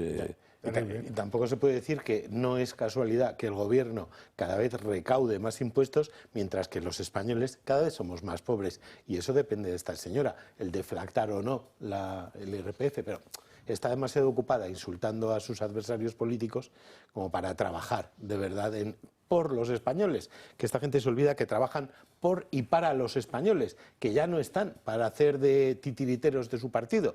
Es ministra de España, vicepresidenta. Primera. Chiqui, pero si eso no es nada, eso no es nada, te diría ella si estuviera aquí. Eso no es nada, y no le falta razón. Sánchez, ¿qué ha dicho Sánchez? A mí me ha llegado este comentario y estoy todavía en la digestión. Dice que ha llegado el momento para que una mujer sea secretaria general de la ONU. Y eso significa que ya tiene la candidata. ¿No será Yolanda que se quiere deshacer de ella? Vamos a escucharlo. Va siendo hora de que tengamos una secretaria general de Naciones Unidas. Casi 80 años después de su creación, no puede haber más excusas. Es el momento. En mis palabras, no hay un ápice de voluntarismo. Créanme, al contrario. España lleva años predicando con el ejemplo. Hoy el Banco Europeo de Inversiones, sin ir más lejos, pues tiene al fin una mujer al frente, Nadia Calviño, que fue vicepresidenta del Gobierno de España, formó parte, por tanto, del Ejecutivo durante estos últimos 5 años. Y digo al fin porque han tenido que pasar más de 60 años y 7 presidentes para que hubiera una mujer al frente de esta institución. Bueno, va contando los años, ¿eh? Qué feminismo tan... Bueno, no sé si no será Yolanda, porque Yolanda está creando mucho lío, Yolanda está siendo un estorbo, está haciendo que se pongan bordes los de Podemos, y esto es un poco insufrible en general, ¿eh? Yo no quiero ofender a nadie, simplemente me limito a constatar que sin Yolanda a lo mejor lo tendría más fácil Moncloa. Hombre, eso desde luego, pero vamos, es tan posible que Yolanda Díaz llegue a ser secretaria de la ONU como que se vaya a vivir a Marte. O sea, quiero decir, primero, esto es una tontería más de las de, para que hablemos de esto, no sé qué. Como que, no, es que tiene que ser una mujer, tiene que ser un hombre, que sea el mejor preparado. Punto, pelota, que sea el mejor preparado, ya sea mujer o hombre. Es más, o sea, quiero decir, ya que este también ha estado durante el fin de semana repitiendo las mentiras de la teórica guerra genocida de Israel y todo eso, podía recordar que Golda Meir fue presidenta de Israel muchísimo antes de que éste supiera hacer la O con un canuto. Bueno, suponiendo que la sepa hacer. Poco antes de que los países árabes tuvieran una presidenta, una jefa de Estado. Eso es lo que iba a decir, que no sé por qué no pide... Una reina, ¿no? Claro, yo no sé por qué no pide eso mismo, por ejemplo, para Marruecos. ¿Sabes? Yo creo que es el momento, después de que lleva más de 80 años de independencia, para que haya una reina gobernando en Marruecos. Y en Irán, yo creo que también debería el gobierno preocuparse porque en Irán y en Afganistán, ¿por qué no? Oye, que haya mujeres gobernando los países árabes, ¿vale? Y luego ya que nos dejen en paz la ONU, por amor de Dios.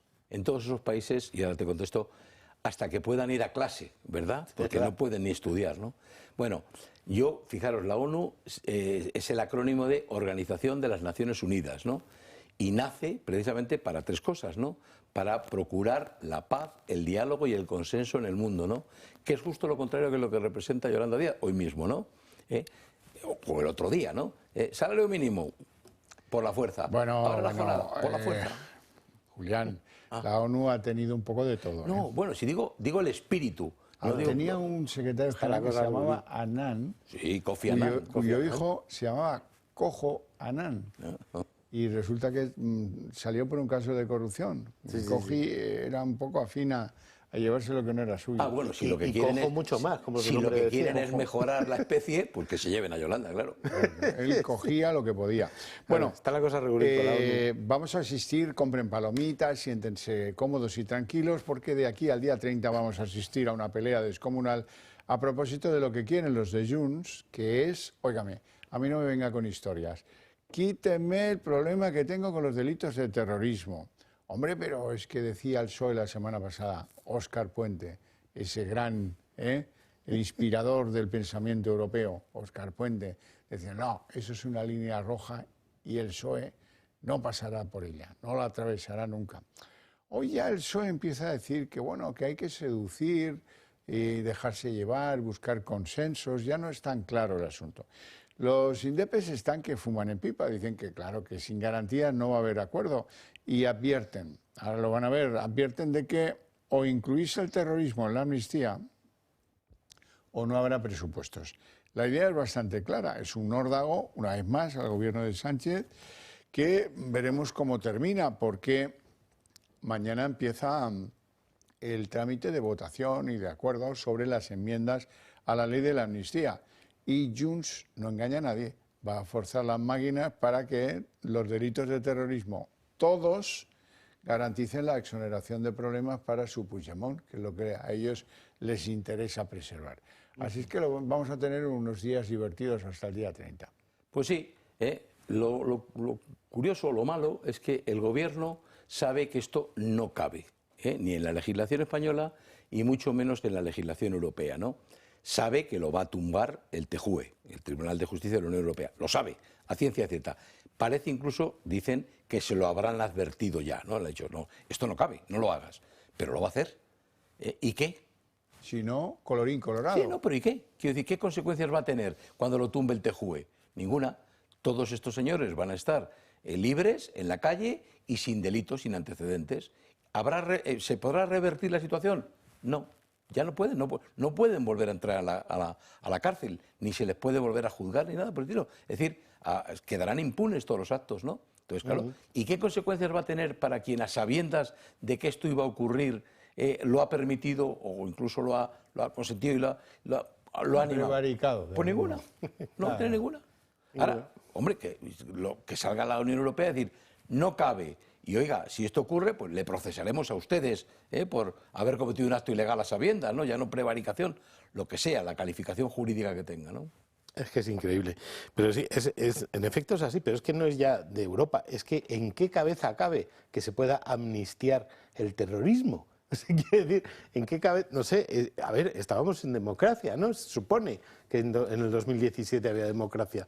Entonces, no sé, si alguien lleva a cabo actos terroristas y voy a hacer que queden impunes para que el jefe, ojo, para que el jefe se pueda ir de rositas, pues no sé, es como si, yo qué sé, como si en Chicago hubieran dicho, vamos a hacer una amnistía para que Al Capone no tenga que ir a la cárcel por haber estado traficando con alcohol. Quiero decir, es una burrada similar. Es como si el alcalde de Chicago estuviera negociando con Al Capone y Al Capone le dijera, y o me liberas esto de que yo por vender alcohol bajo cuerda, no tal, o te tumbo los presupuestos. Y está el alcalde ahí pensándoselo.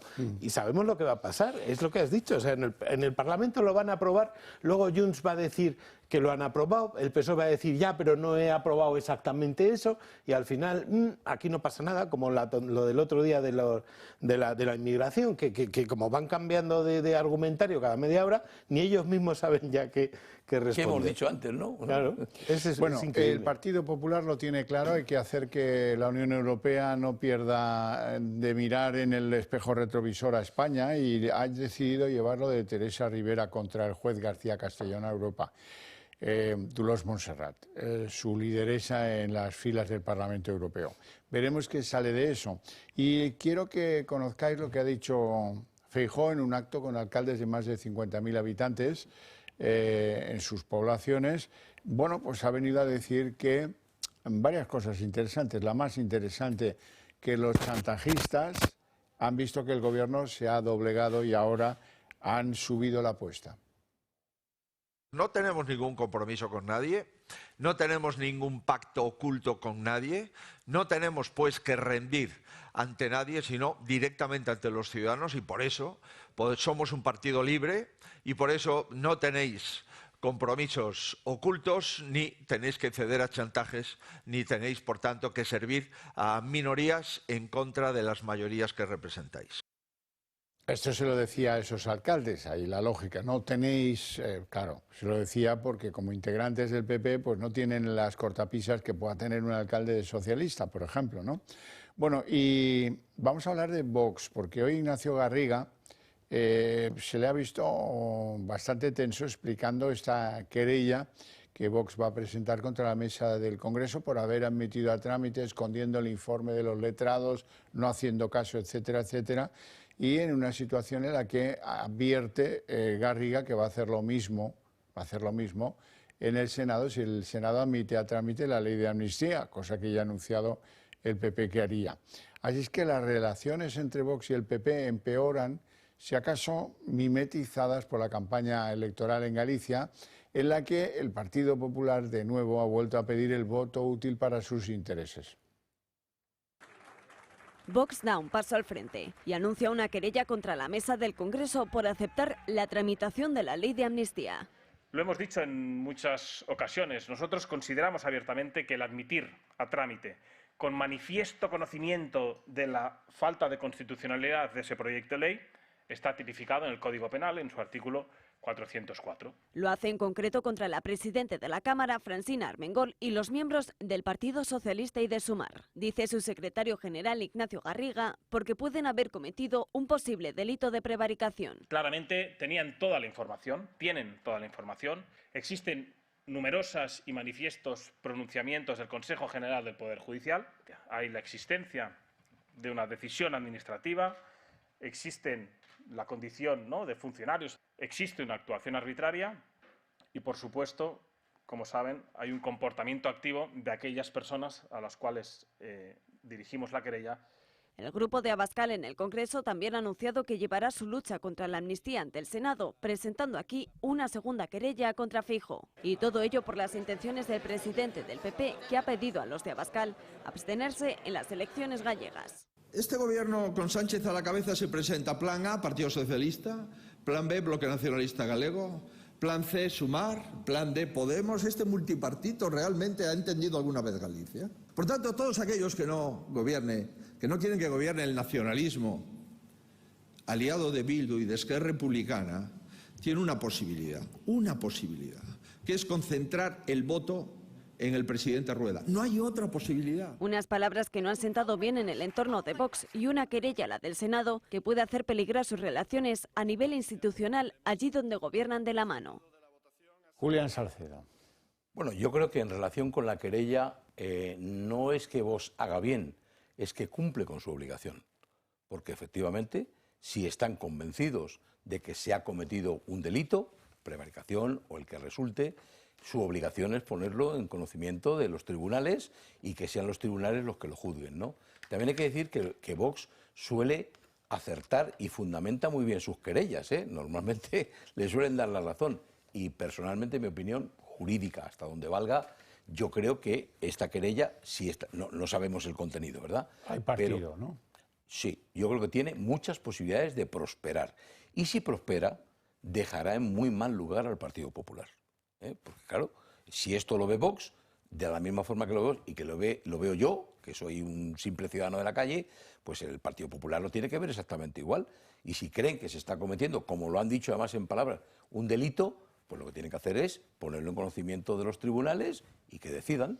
Exactamente. Es que precisamente hay muchas veces que el PP no hace lo que debería de hacer. No sé si porque la iniciativa la he llevado a cabo antes Vox o porque les da miedo estar en la misma foto o algo así, cuando, insisto, nos estamos jugando España, no estamos jugando, perdón, que esta tontería o esta otra. Nos estamos jugando España y efectivamente si hay un delito habrá que denunciarlo y si Vox ha puesto una demanda, pues a lo mejor tú súmate a esa demanda y ya está, y evidentemente no admitas a tramitar esto está clarísimo. Pues no, estamos en otra película que es pues pedir el voto útil para el Partido Popular y ofender con ello a los de Vox, como si no necesitáramos ya más escenarios. Bueno, algo que os va a gustar y os va a divertir. Irene Montero va a ser la candidata a las listas al Parlamento Europeo de Podemos. Bien, buena suerte. Irene, que te acompañe lo mejor, ¿verdad? Pero toda esta historia ha servido para algo fundamental, para que Belarra se explaye. Y ha empezado a contar cómo intentaron quitarse de en medio a Irene Montero. Por ejemplo, ha dicho que es que le ofrecieron una embajada. ¿Quién? Pues Pedro Sánchez, que le ofreció una embajada para ver si evacuaba y dejaba más tranquilidad en el gobierno de la que había llevado. Vamos a escuchar a Belarra. A mí me ofrecieron una salida política para Irene, algo bonito, una embajada. Una salida que la sacara de España y que hiciera que deje de dar problemas, ¿no? Cuando me lo propusieron, yo os lo digo honestamente, me eché a llorar porque me dio mucha rabia. Porque creo que lo que Irene ha representado y lo que Irene representa en este país es muy importante y es muy necesario. Fíjate tú, serían lágrimas de cocodrilo, porque no creo yo que Irene Belarra tenga esa sensibilidad que se ponga a llorar porque le hacen una oferta de embajadora a su amiga del alma, Irene Montero. Pues es que es descorazonador, ¿no? Porque no sé si tiene merecido el calificativo de la peor ministra del gobierno de la anterior legislatura, pero hay que recordar las leyes que ha parido, ¿no? la ley del sí, todas estas, digamos, el desastre que han ocasionado.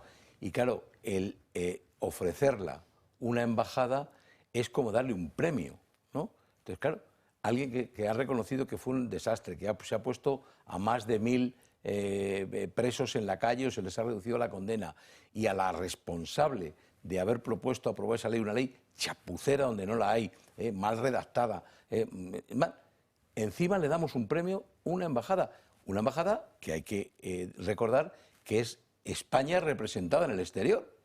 Joder, pues... Paco.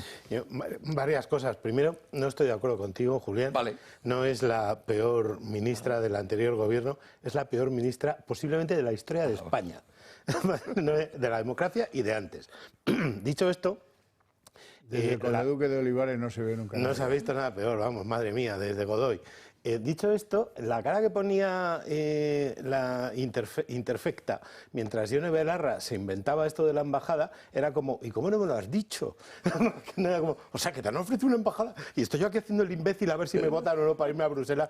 Joder, me lo tenías que haber dicho, Yone. Juana, me lo tenías que haber dicho. Y para terminar, yo propongo la candidatura de Irene Montero para ministra plenipotenciaria del gobierno de España o lo que quiera, del PSOE, y representante del feminismo en Irán.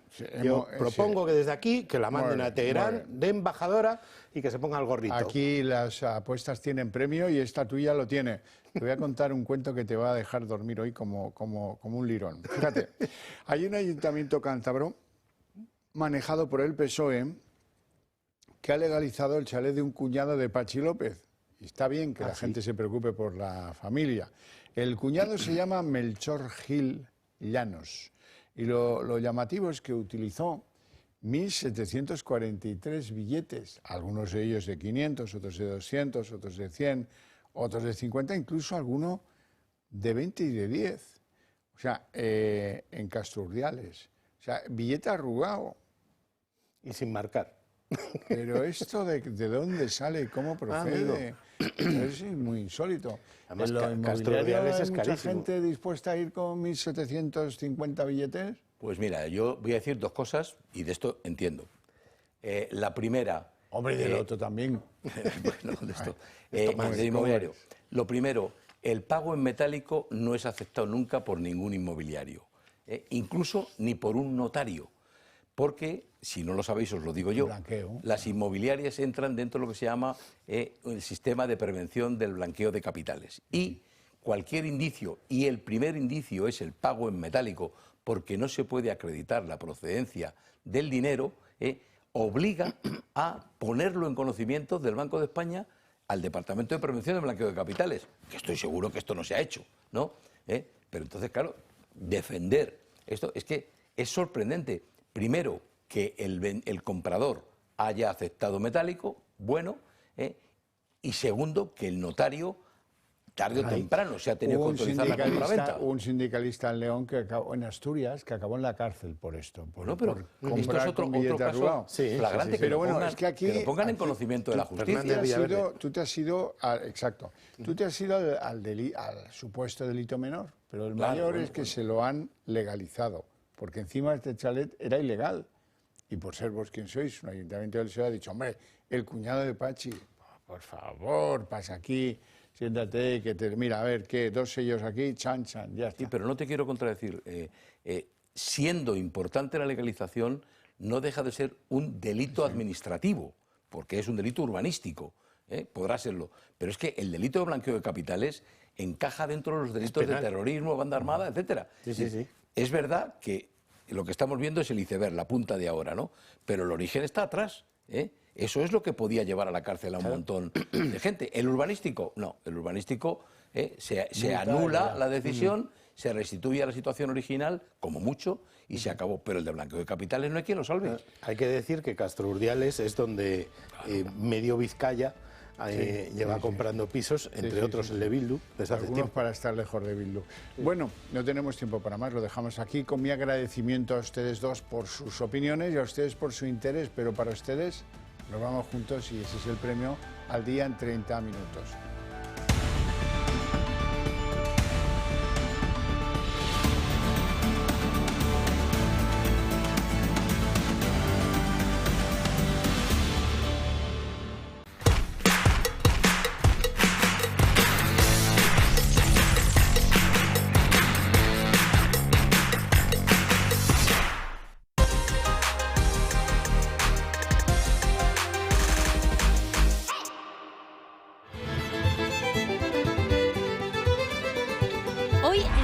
Naciones del Toro por España nos vamos a Vedra, en La Coruña.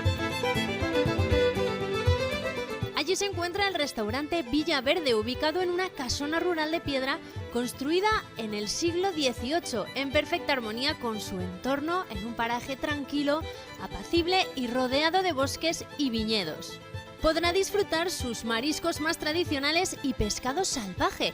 Entre sus carnes, gallo de corral con salsa de jerez y miel, solomillo de ternera gallega y sin olvidarse de los mejores productos de la huerta y sus platos de pesca de río. Visite el restaurante Villa Verde. Es una recomendación del Toro Televisión. ¿Quieres reducir el gasto de refrigeración y calefacción de tu comunidad? Somos expertos en la gestión de subvenciones de eficiencia energética para comunidades de propietarios sin coste inicial. Gestiona tu subvención, es la mejor decisión para tu edificio. Llama ya al 911 45 47 77 y en Gestiona tu subvención te daremos un trato personalizado.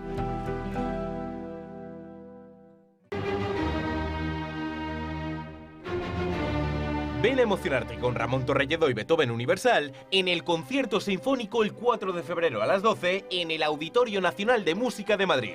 La Quinta Sinfonía y el quinto concierto para piano y orquesta Emperador de Beethoven.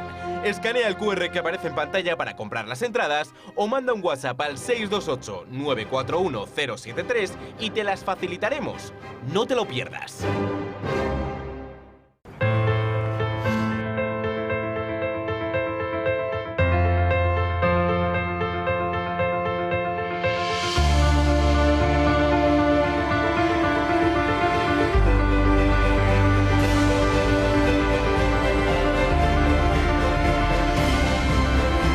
Si enseña su carnet de socio del Club de Amigos, tendrá un 10% de descuento en el total de su factura.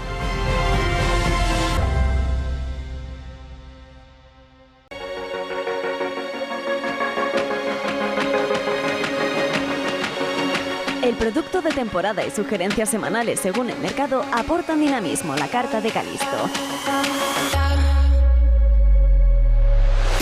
Nos ofrece una cocina que huele a tradición con toques vanguardistas. Está ubicado en Chamberí, uno de los barrios más emblemáticos de Madrid. Descubra el restaurante Calisto. La actualidad internacional demanda que les contemos las noticias de la forma más seria posible. ¿O no? Tropiezos, confrontaciones y también alguna que otra celebración en Estados Unidos y también a su alrededor. Todos los hechos que suceden fuera de España con una mirada un pelín canalla. Y también con seriedad. De vez en cuando. Un repaso a todo lo que ocurre en nuestro mundo en 2 continentes.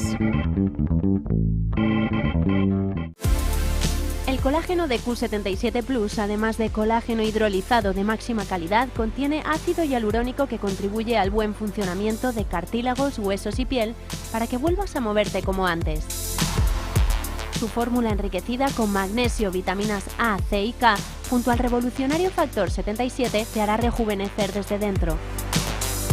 Toma un sobre diario de Q77 más colágeno disuelto en agua o en tu bebida favorita y vuelve a sentir la energía que necesitas.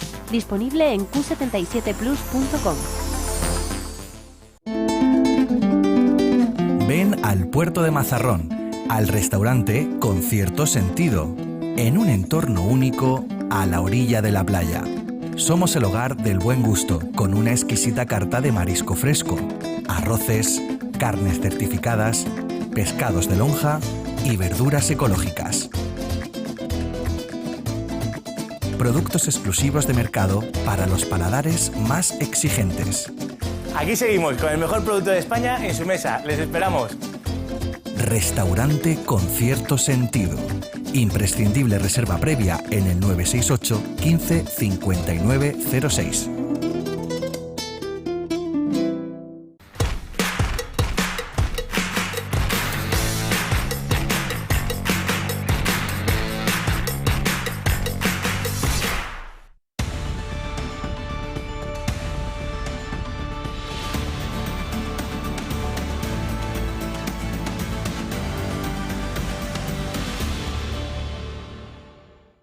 El día en 30 minutos. Enfado en Junts. El tiempo se acaba. Y nada puede entorpecer que su líder, Carles Puigdemont, quede limpio de polvo y paja y que pueda competir en el futuro en lo único que a Junts le interesa, el control del gobierno catalán. Aun dando por cobrada la amnistía, el gran hilo suelto es la presunta vinculación de Puigdemont con la violencia de Tsunami Democratic, que podría encajar en un delito de terrorismo completamente excluyente de la ley de amnistía. Por mucha ley de amnistía, Europa no va a dejar que alguien responsable de una causa de terrorismo se autoindulte, como diría Felipe González, con una ley chapucera. Así que tenemos unos días interesantes por delante en los que vamos a asistir, pues de nuevo, a un poner en cuestión la firmeza del gobierno de Pedro Sánchez. ¿Los delitos de terrorismo siguen siendo una línea roja?, se preguntan algunos. O bien ahora entramos en un territorio en el que, como siempre, todo vale para seguir en el poder. Entre lo uno y lo otro solo hay un salvavidas. Y es que este asunto del Tsunami Democratic que ha llegado ya al Supremo, el Supremo acabase en tiempo y forma retirando la imputación para Puigdemont y para Marta Rovira, que por ahora solo pretende el instructor de la causa, García Castellón. Marina Álvarez. Sí, el PSOE y Junts ultiman a estas horas esos últimos retoques de la ley de amnistía que se votarán mañana en una nueva reunión de la Comisión de Justicia. Una vez terminado el debate de este martes, salvo sorpresa con acuerdo, la ley estará lista para pasar al Congreso de los Diputados, que votará su aprobación final antes de ir al Senado, previsiblemente en 8 días, el próximo martes día 30. Mientras que los de Puigdemont insisten en que van a pelear hasta el final para que el terrorismo se incluya en esa norma de la amnistía, la postura oficial del Partido Socialista es que en este punto, ahora mismo, sigue siendo una línea roja. Las palabras de hoy de su nueva portavoz, Esther Peña, lo cierto es que invitan a la duda. Ella ha dicho que la democracia se ensancha, se incluye a los líderes del procés y que la letra pequeña de la amnistía depende de su labor de seducir en estas últimas horas. Pues yo creo que vamos a esperar al debate de mañana, que será fructífero en esa comisión. El documento presentado es, a nuestro entender, impecable jurídicamente y plenamente constitucional. Por tanto, la labor de seducir para convencer, en este caso que comentabas, les toca a otros. Hay que superar la crisis institucional que se produjo en 2017, porque consideramos que estamos para ensanchar la democracia, y la democracia es más completa si incorporamos a aquellos actores que tuvieron, por una u otra circunstancia, que salir. Los ataques de la vicepresidenta Rivera, el juez encargado de la investigación de Tsunami, han dado un vuelco a las negociaciones entre el PSOE y Junts en las últimas horas. Con Podemos, Sumar se ha unido a las críticas a García Castellón, dando más oxígeno a ese discurso independentista de la politización de la justicia. Yolanda Díaz se manifestó también al respecto. Nosotros consideramos que sí, efectivamente, hay actuaciones judiciales que tienen una motivación política detrás, y por lo tanto no es una buena práctica. Esto debería terminar. Alberto Núñez Feijóo, el líder del PP, ha acusado hoy a Pedro Sánchez de abrir un proceso destituyente, una broma en la que, o con la que pretende que la gente reaccione y salga a la calle contra la degradación de la política que, dice Feijóo, está suponiendo este nuevo gobierno de Pedro Sánchez. Y además dice que los chantajistas han visto que el gobierno se está doblegando y seguirán subiendo la apuesta. Lo peor de todo esto es que la legislatura, el hito fundacional de la misma, es un gobierno que está sometido a un chantaje. Y como los chantajistas han visto que el gobierno se ha doblegado, los chantajistas seguirán subiendo la apuesta. Y el Partido Popular ha llevado a Europa el señalamiento de Teresa Rivera al juez García Castellón. La vicepresidenta del Partido Popular Europeo, Dolors Montserrat, ha pedido hoy a la Comisión Europea que condene el señalamiento a los jueces por hacer su trabajo, ha dicho, y que insta al Ejecutivo a respetar la separación de poderes y velar por su lealtad institucional. A su juicio, en Moncloa han comprado el discurso de que la justicia no funciona, abriendo la puerta a una total desconfianza ciudadana. Vox va a presentar una querella contra los miembros de la mesa del Congreso de los Diputados por tramitar la ley de amnistía, ocultando informes que detectan claros defectos constitucionales. Los de Abascal harán lo mismo con la mesa del Senado si estos dan entrada a la discusión en la Cámara Alta de la ley de amnistía. En todo ello tampoco es ajeno que el Partido Popular se dedique a pedir el voto útil para su candidato Rueda en las elecciones de Galicia, incluso a los votantes de Vox. Vox da un paso al frente y anuncia una querella contra la mesa del Congreso por aceptar la tramitación de la ley de amnistía. Lo hemos dicho en muchas ocasiones. Nosotros consideramos abiertamente que el admitir a trámite con manifiesto conocimiento de la falta de constitucionalidad de ese proyecto de ley está tipificado en el Código Penal en su artículo 404. Lo hace en concreto contra la presidenta de la Cámara, Francina Armengol, y los miembros del Partido Socialista y de Sumar. Dice su secretario general, Ignacio Garriga, porque pueden haber cometido un posible delito de prevaricación. Claramente tenían toda la información, tienen toda la información. Existen numerosas y manifiestos pronunciamientos del Consejo General del Poder Judicial. Hay la existencia de una decisión administrativa, existen la condición, ¿no?, de funcionarios, existe una actuación arbitraria y, por supuesto, como saben, hay un comportamiento activo de aquellas personas a las cuales dirigimos la querella. El grupo de Abascal en el Congreso también ha anunciado que llevará su lucha contra la amnistía ante el Senado, presentando aquí una segunda querella contra Feijóo. Y todo ello por las intenciones del presidente del PP, que ha pedido a los de Abascal abstenerse en las elecciones gallegas. Este gobierno con Sánchez a la cabeza se presenta plan A, Partido Socialista, plan B, Bloque Nacionalista Galego, plan C, Sumar, plan D, Podemos. Este multipartito realmente ha entendido alguna vez Galicia. Por tanto, todos aquellos que no quieren que gobierne el nacionalismo aliado de Bildu y de Esquerra Republicana, tienen una posibilidad, que es concentrar el voto en el presidente Rueda. No hay otra posibilidad. Unas palabras que no han sentado bien en el entorno de Vox y una querella, la del Senado, que puede hacer peligrar sus relaciones a nivel institucional allí donde gobiernan de la mano. El Tribunal Supremo ha dado los primeros pasos ya en la causa por terrorismo contra Puigdemont y Marta Rovira, que tendrá que juzgar. En primer lugar, se ha designado ponente y el ponente será el magistrado Juan Ramón Verdugo, que tendrá que proponer a la sala si procede o no su admisión. Para ello ha decidido el Tribunal Supremo pedir un nuevo informe a Fiscalía, que ya en la fase de instrucción se mostró contraria a considerar a Puigdemont y a Rovira los promotores de este violento tsunami democrático. Bueno, y a continuación, esto es muy interesante, el plazo hasta el día 30 nos va a revelar muchas cosas. Para que los de Junts incluyan en la ley de amnistía todos los delitos de terrorismo del tsunami democrático con protagonistas como Puigdemont y Marta Rovira, van a tener que remar mucho, porque también están las causas contra los CDR, que aún están por ahí colgando. Los de Puigdemont dicen que van a ir hasta el final en su empeño. Hay desconfianza y el objetivo claro. Quieren que Puigdemont quede libre de cualquier inquietud planteada por las causas del procés, como la que ha terminado hace poco la instrucción el juez Manuel García Castellón. El PSOE había quedado en que esto iba a ser una línea roja, que no iban a rebasar de ninguna de las maneras, lo dijo Óscar Puente.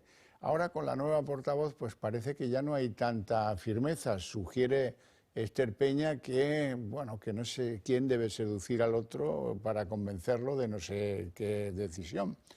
La cuestión es que no sé si esta señora, por novata o por crédula, pero la señora portavoz del PSOE se está equivocando. Se va a encontrar de frente con un Junts que se juega al ser o no ser de lo que para ellos es importante y que anuncia que va a presionar a tope para obtener lo que busca. En la operación Salvemos al soldado Puigdemont pueden caer los presupuestos de Sánchez. Ni es cuestión de seducir, ni de convencer, ni de consensuar. Es un trágala, una imposición más de Junts, y si no, pues ya saben, la fórmula de Turull, colorín colorado y ya está. Seguro que lo recuerdan todos. Así que nos quedan días intensos, días de sentarse en el sofá con un buen montón de palomitas y ver dónde acaba ese debate de las enmiendas a la ley de amnistía. Aunque tal y como bajan las aguas, Sánchez ya puede ir poniéndose las rodilleras porque le va a tocar de nuevo rogar a los indepes al camino del humilladero va Sánchez. Moncloa destinará 500 millones de euros para reforzar matemáticas y lengua tras el desastre de los últimos exámenes de PISA. La medida, que fue anunciada por Sánchez en un mitin electoral este domingo, algo que viene siendo habitual en el Ejecutivo, no deja de ser una enmienda a esa política más pedagogista que inició Isabel Celaá y que ha heredado la nueva ministra de Educación, Pilar Alegría.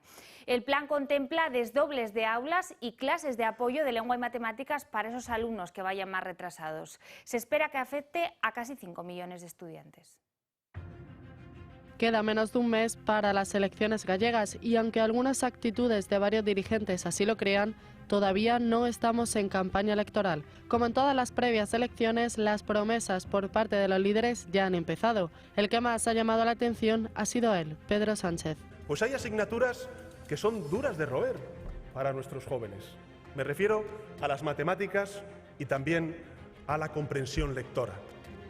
Por eso quiero anunciaros que en los próximos presupuestos generales del Estado, el Gobierno de España va a hacer un plan de refuerzo en matemáticas y en comprensión lectora. Un plan de refuerzo en matemáticas y en comprensión lectora. Parece que el informe PISA ha hecho temblar los cimientos del Ministerio de Educación. Poco se sabe lo que incluirá ese plan, pero lo que se conoce es que se destinarán 500 millones de euros esta legislatura y que el plan va destinado a casi 5 millones de alumnos repartidos en 8 cursos, desde tercero de primaria a cuarto de la ESO. También se conoce que este plan se desgrana en 3 ámbitos: reducción del número de alumnos por aulas, así como un aumento en la contratación de más docentes, profesores de apoyo fuera del horario lectivo para alumnos con dificultades y formación del profesorado para adaptarles, sobre todo en la enseñanza matemática. Sin embargo, este nuevo plan, además de ratificar el grave problema que hay en las aulas, pone el objetivo en la ley Celaá, acusándola indirectamente de ser el motivo de tal fracaso.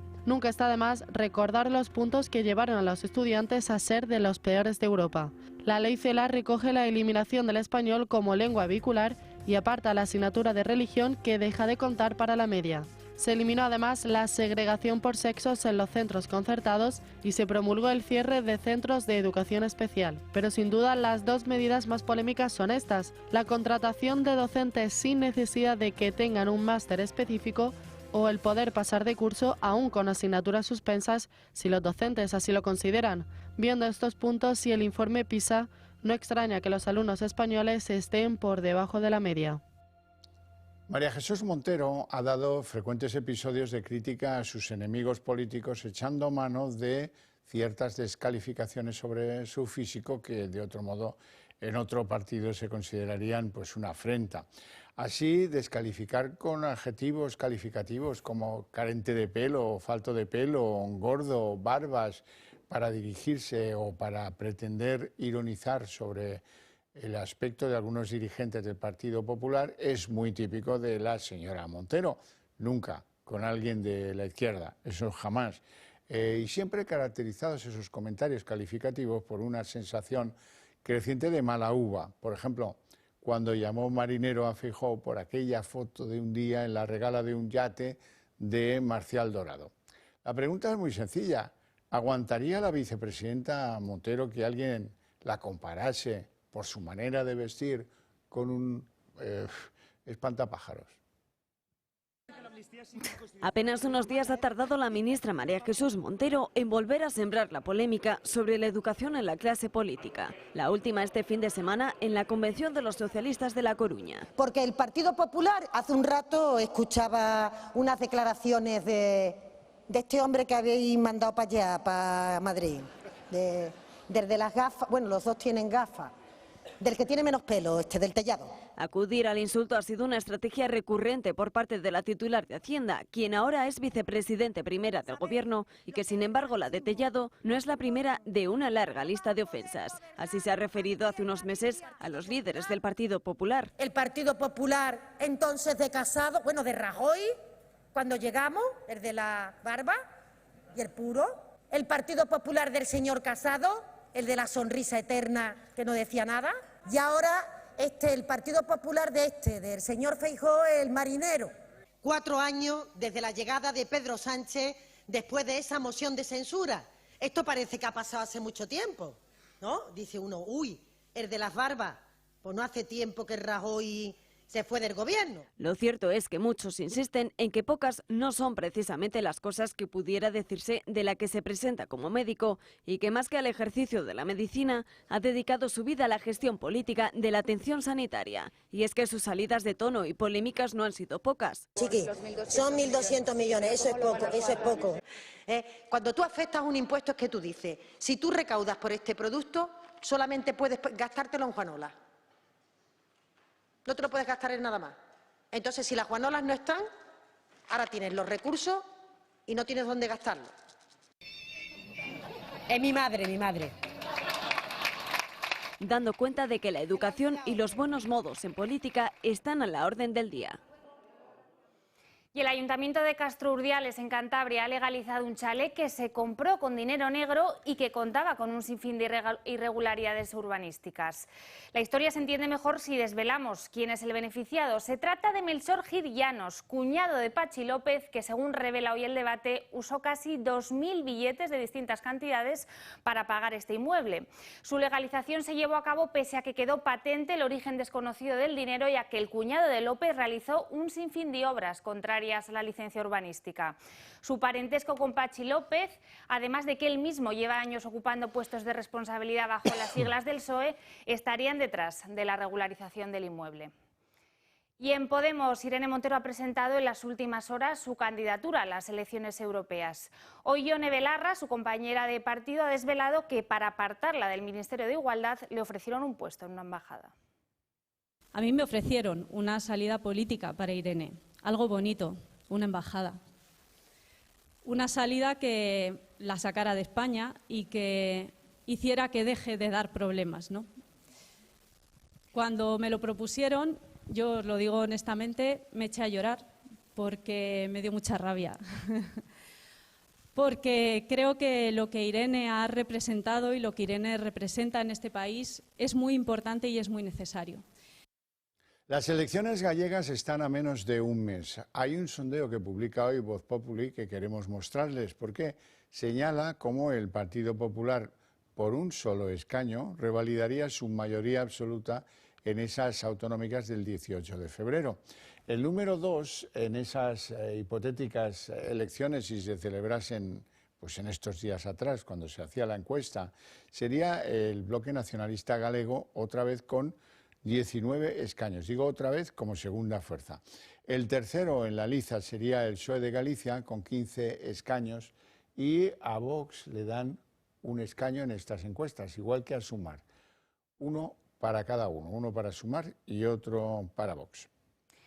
Y además Alberto Núñez Feijóo presentó ayer su candidato a las elecciones gallegas, Alfonso Rueda, en un acto en el que volvió a pedir, ya lo hizo en las elecciones generales, el voto útil para el Partido Popular. En Génova parece haberse instalado el discurso de que Vox podría alejarles de una mayoría absoluta en Galicia. Desde el partido de Santiago Abascal aseguran que el PP quiere destruir su formación y acusan a Núñez Feijóo de conductas antidemocráticas. Es que el voto útil en Galicia es votar a Vox, para que, como he dicho, se protagonice ese cambio que merecen los gallegos, que están disfrutando otros compatriotas en otros puntos de España y que parece que hay muchos que están intentando negar esa posibilidad. Esa posibilidad que parece que algunos pues siguen ahondando en esa estrategia de intentar destruir a Vox. Porque esos ataques que dirigen unos y otros no solo viene de la izquierda. Ahora también, esta última semana hemos visto cómo el Partido Popular pues, se ha empeñado en seguir en esa estrategia de descalificar a nuestra formación política. Y en la página de Economía, algo que pudiera ser un relato infantil. Alguien le ha dicho a alguien que alguien está negando pues haber tenido una aproximación, un acercamiento a Pedro Sánchez en Davos. Bueno, pues eso es lo que están haciendo los grandes líderes del IBEX 35, a hablar por persona encubierta y, pues, por lo bajini, asegurar que mantienen inversiones en el aire, que mantienen críticas a los impostazos que les ha impuesto el gobierno de Sánchez. Pero claro, ya saben que dar la cara pues, puede traer terribles consecuencias. Si el gobierno maneja el BOE, todas estas empresas, la mayor parte de ellas, están sometidas a ciertas regulaciones y a ciertos riesgos. Lo cual nos lleva a plantearnos si realmente nuestro país tiene una falta de democracia en el mundo de los negocios, donde nadie quiere dar la cara, por algo será. Y casi 3 años después de la crisis migratoria de Ceuta, el Supremo ha confirmado que la devolución de menores a Marruecos fue ilegal. El alto tribunal considera que la repatriación se hizo con absoluta inobservancia de la ley de extranjería y que se vulneraron los derechos a la integridad física y moral de los menores.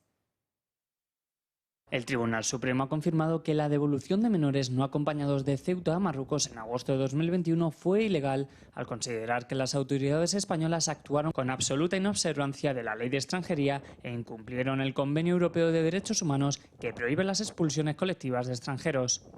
Los magistrados han desestimado los recursos de la Delegación de Gobierno en Ceuta y del Gobierno de la ciudad autónoma, quienes alegaron la semana pasada en una visita que las devoluciones tuvieron lugar en el marco de una auténtica invasión y que la actuación de España se amparó en el acuerdo firmado con Rabat en 2007, por lo que defendía que no se habían vulnerado los derechos de los menores. En la sentencia, la Sala de lo Contencioso Administrativo ha rechazado estos argumentos y ha coincidido con el criterio del Ministerio Fiscal al considerar que sí se vulneraron los derechos de integridad física y moral de los menores devueltos. Así las cosas, el Supremo ha avalado la decisión del Tribunal Superior de Justicia de Andalucía de confirmar la sentencia del juzgado ceutí, que estimó las razones de la Coordinadora de Barrios para el Seguimiento de Jóvenes y Menores, que actuó en su nombre y en el de 8 menores marroquíes. Aquella resolución estableció que España había incurrido en una vía de hecho al no seguir los procedimientos establecidos en la ley y el reglamento de extranjería en el retorno de los menores.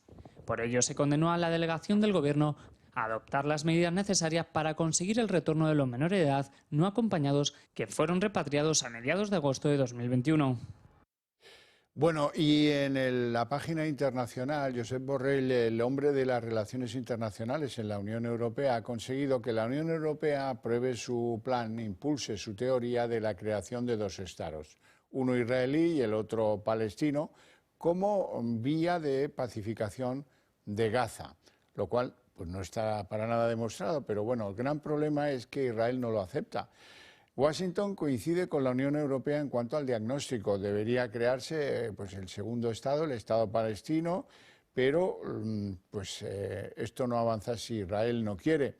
Y la tesis en España, primero la mantuvo Sánchez, pero luego la abrazó el rey don Felipe y a continuación, más tarde, incluso el Partido Popular.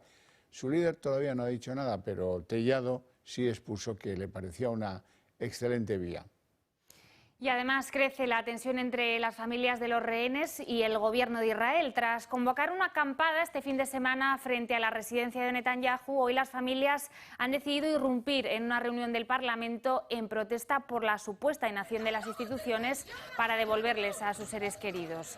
Los afectados han contado a los medios que tras enviar una carta a la Secretaría del Parlamento y no obtener ninguna respuesta, no les quedó más remedio que irrumpir en este edificio. Después de 100 días de cautiverio, se estima que 136 personas siguen retenidas, aunque al menos 27 de ellas ya estarían muertas. Solo con un resultado poco propicio, el de Iowa, pues Ron DeSantis ha decidido autodescartarse como candidato a la elección del que va a ser el ticket de los republicanos en Estados Unidos. La verdad es que era uno de los candidatos con mayor predicamento, pero pocos esperaban que a la primera de cambio se autodescartara. Tras el revés y sin querer probar en otros estados, DeSantis ha hecho mutis por el foro y lo ha hecho apoyando al expresidente Donald Trump en la carrera por su nominación como candidato republicano. Tras haber quedado segundos en Iowa, hemos rezado y deliberado sobre el camino a seguir. Si hubiera algo que pudiera hacer para conseguir un resultado favorable, lo haría. Más campaña, más entrevistas. Pero no puedo pedir a nuestros seguidores que empleen su tiempo y ofrezcan sus recursos cuando no tenemos un camino claro hacia la victoria. Por ello, suspendo hoy mi campaña. Me ha quedado claro que la mayoría de los votantes republicanos quieren dar otra oportunidad a Donald Trump. Prometí que apoyaría al candidato republicano y haré honor a esa promesa. Tiene mi apoyo porque no podemos volver a la guardia republicana de antaño. Y nos vamos a Sevilla. Allí un joven sirio de 17 años ha sido detenido este lunes por su supuesta conexión con el yihadismo. Fue la propia madre del menor la que alertó a los agentes de la posible radicalización de su hijo, que guardaba mensajes sospechosos en su teléfono móvil. La operación se produce cuando España está en nivel de amenaza terrorista 4 reforzado a raíz de la guerra en la Franja de Gaza. Bueno, y los gallegos han vuelto a sacar el paraguas este lunes después de que la comunidad activase hoy la alerta naranja por el temporal costero. A partir de mañana no se preocupen, que la historia va a cambiar completamente. La borrasca Juan dará paso a un aumento de las temperaturas en toda España que va a ser de forma generalizada. Ojo que en algunos puntos se van a superar los 20 grados. Ya hoy en Sevilla los termómetros han llegado a marcar 18 grados y en Oviedo 19. Ojo que mañana subirán todavía más esas temperaturas. Y hasta aquí el día en 30 minutos. Les deseamos una feliz noche a todos, especialmente a los que decidan compartirla con la señal del Toro Televisión. Y les dejamos como cada noche con Sandro Meco con En Dos Continentes y volvemos mañana con toda la información aquí a las 9. Que descansen.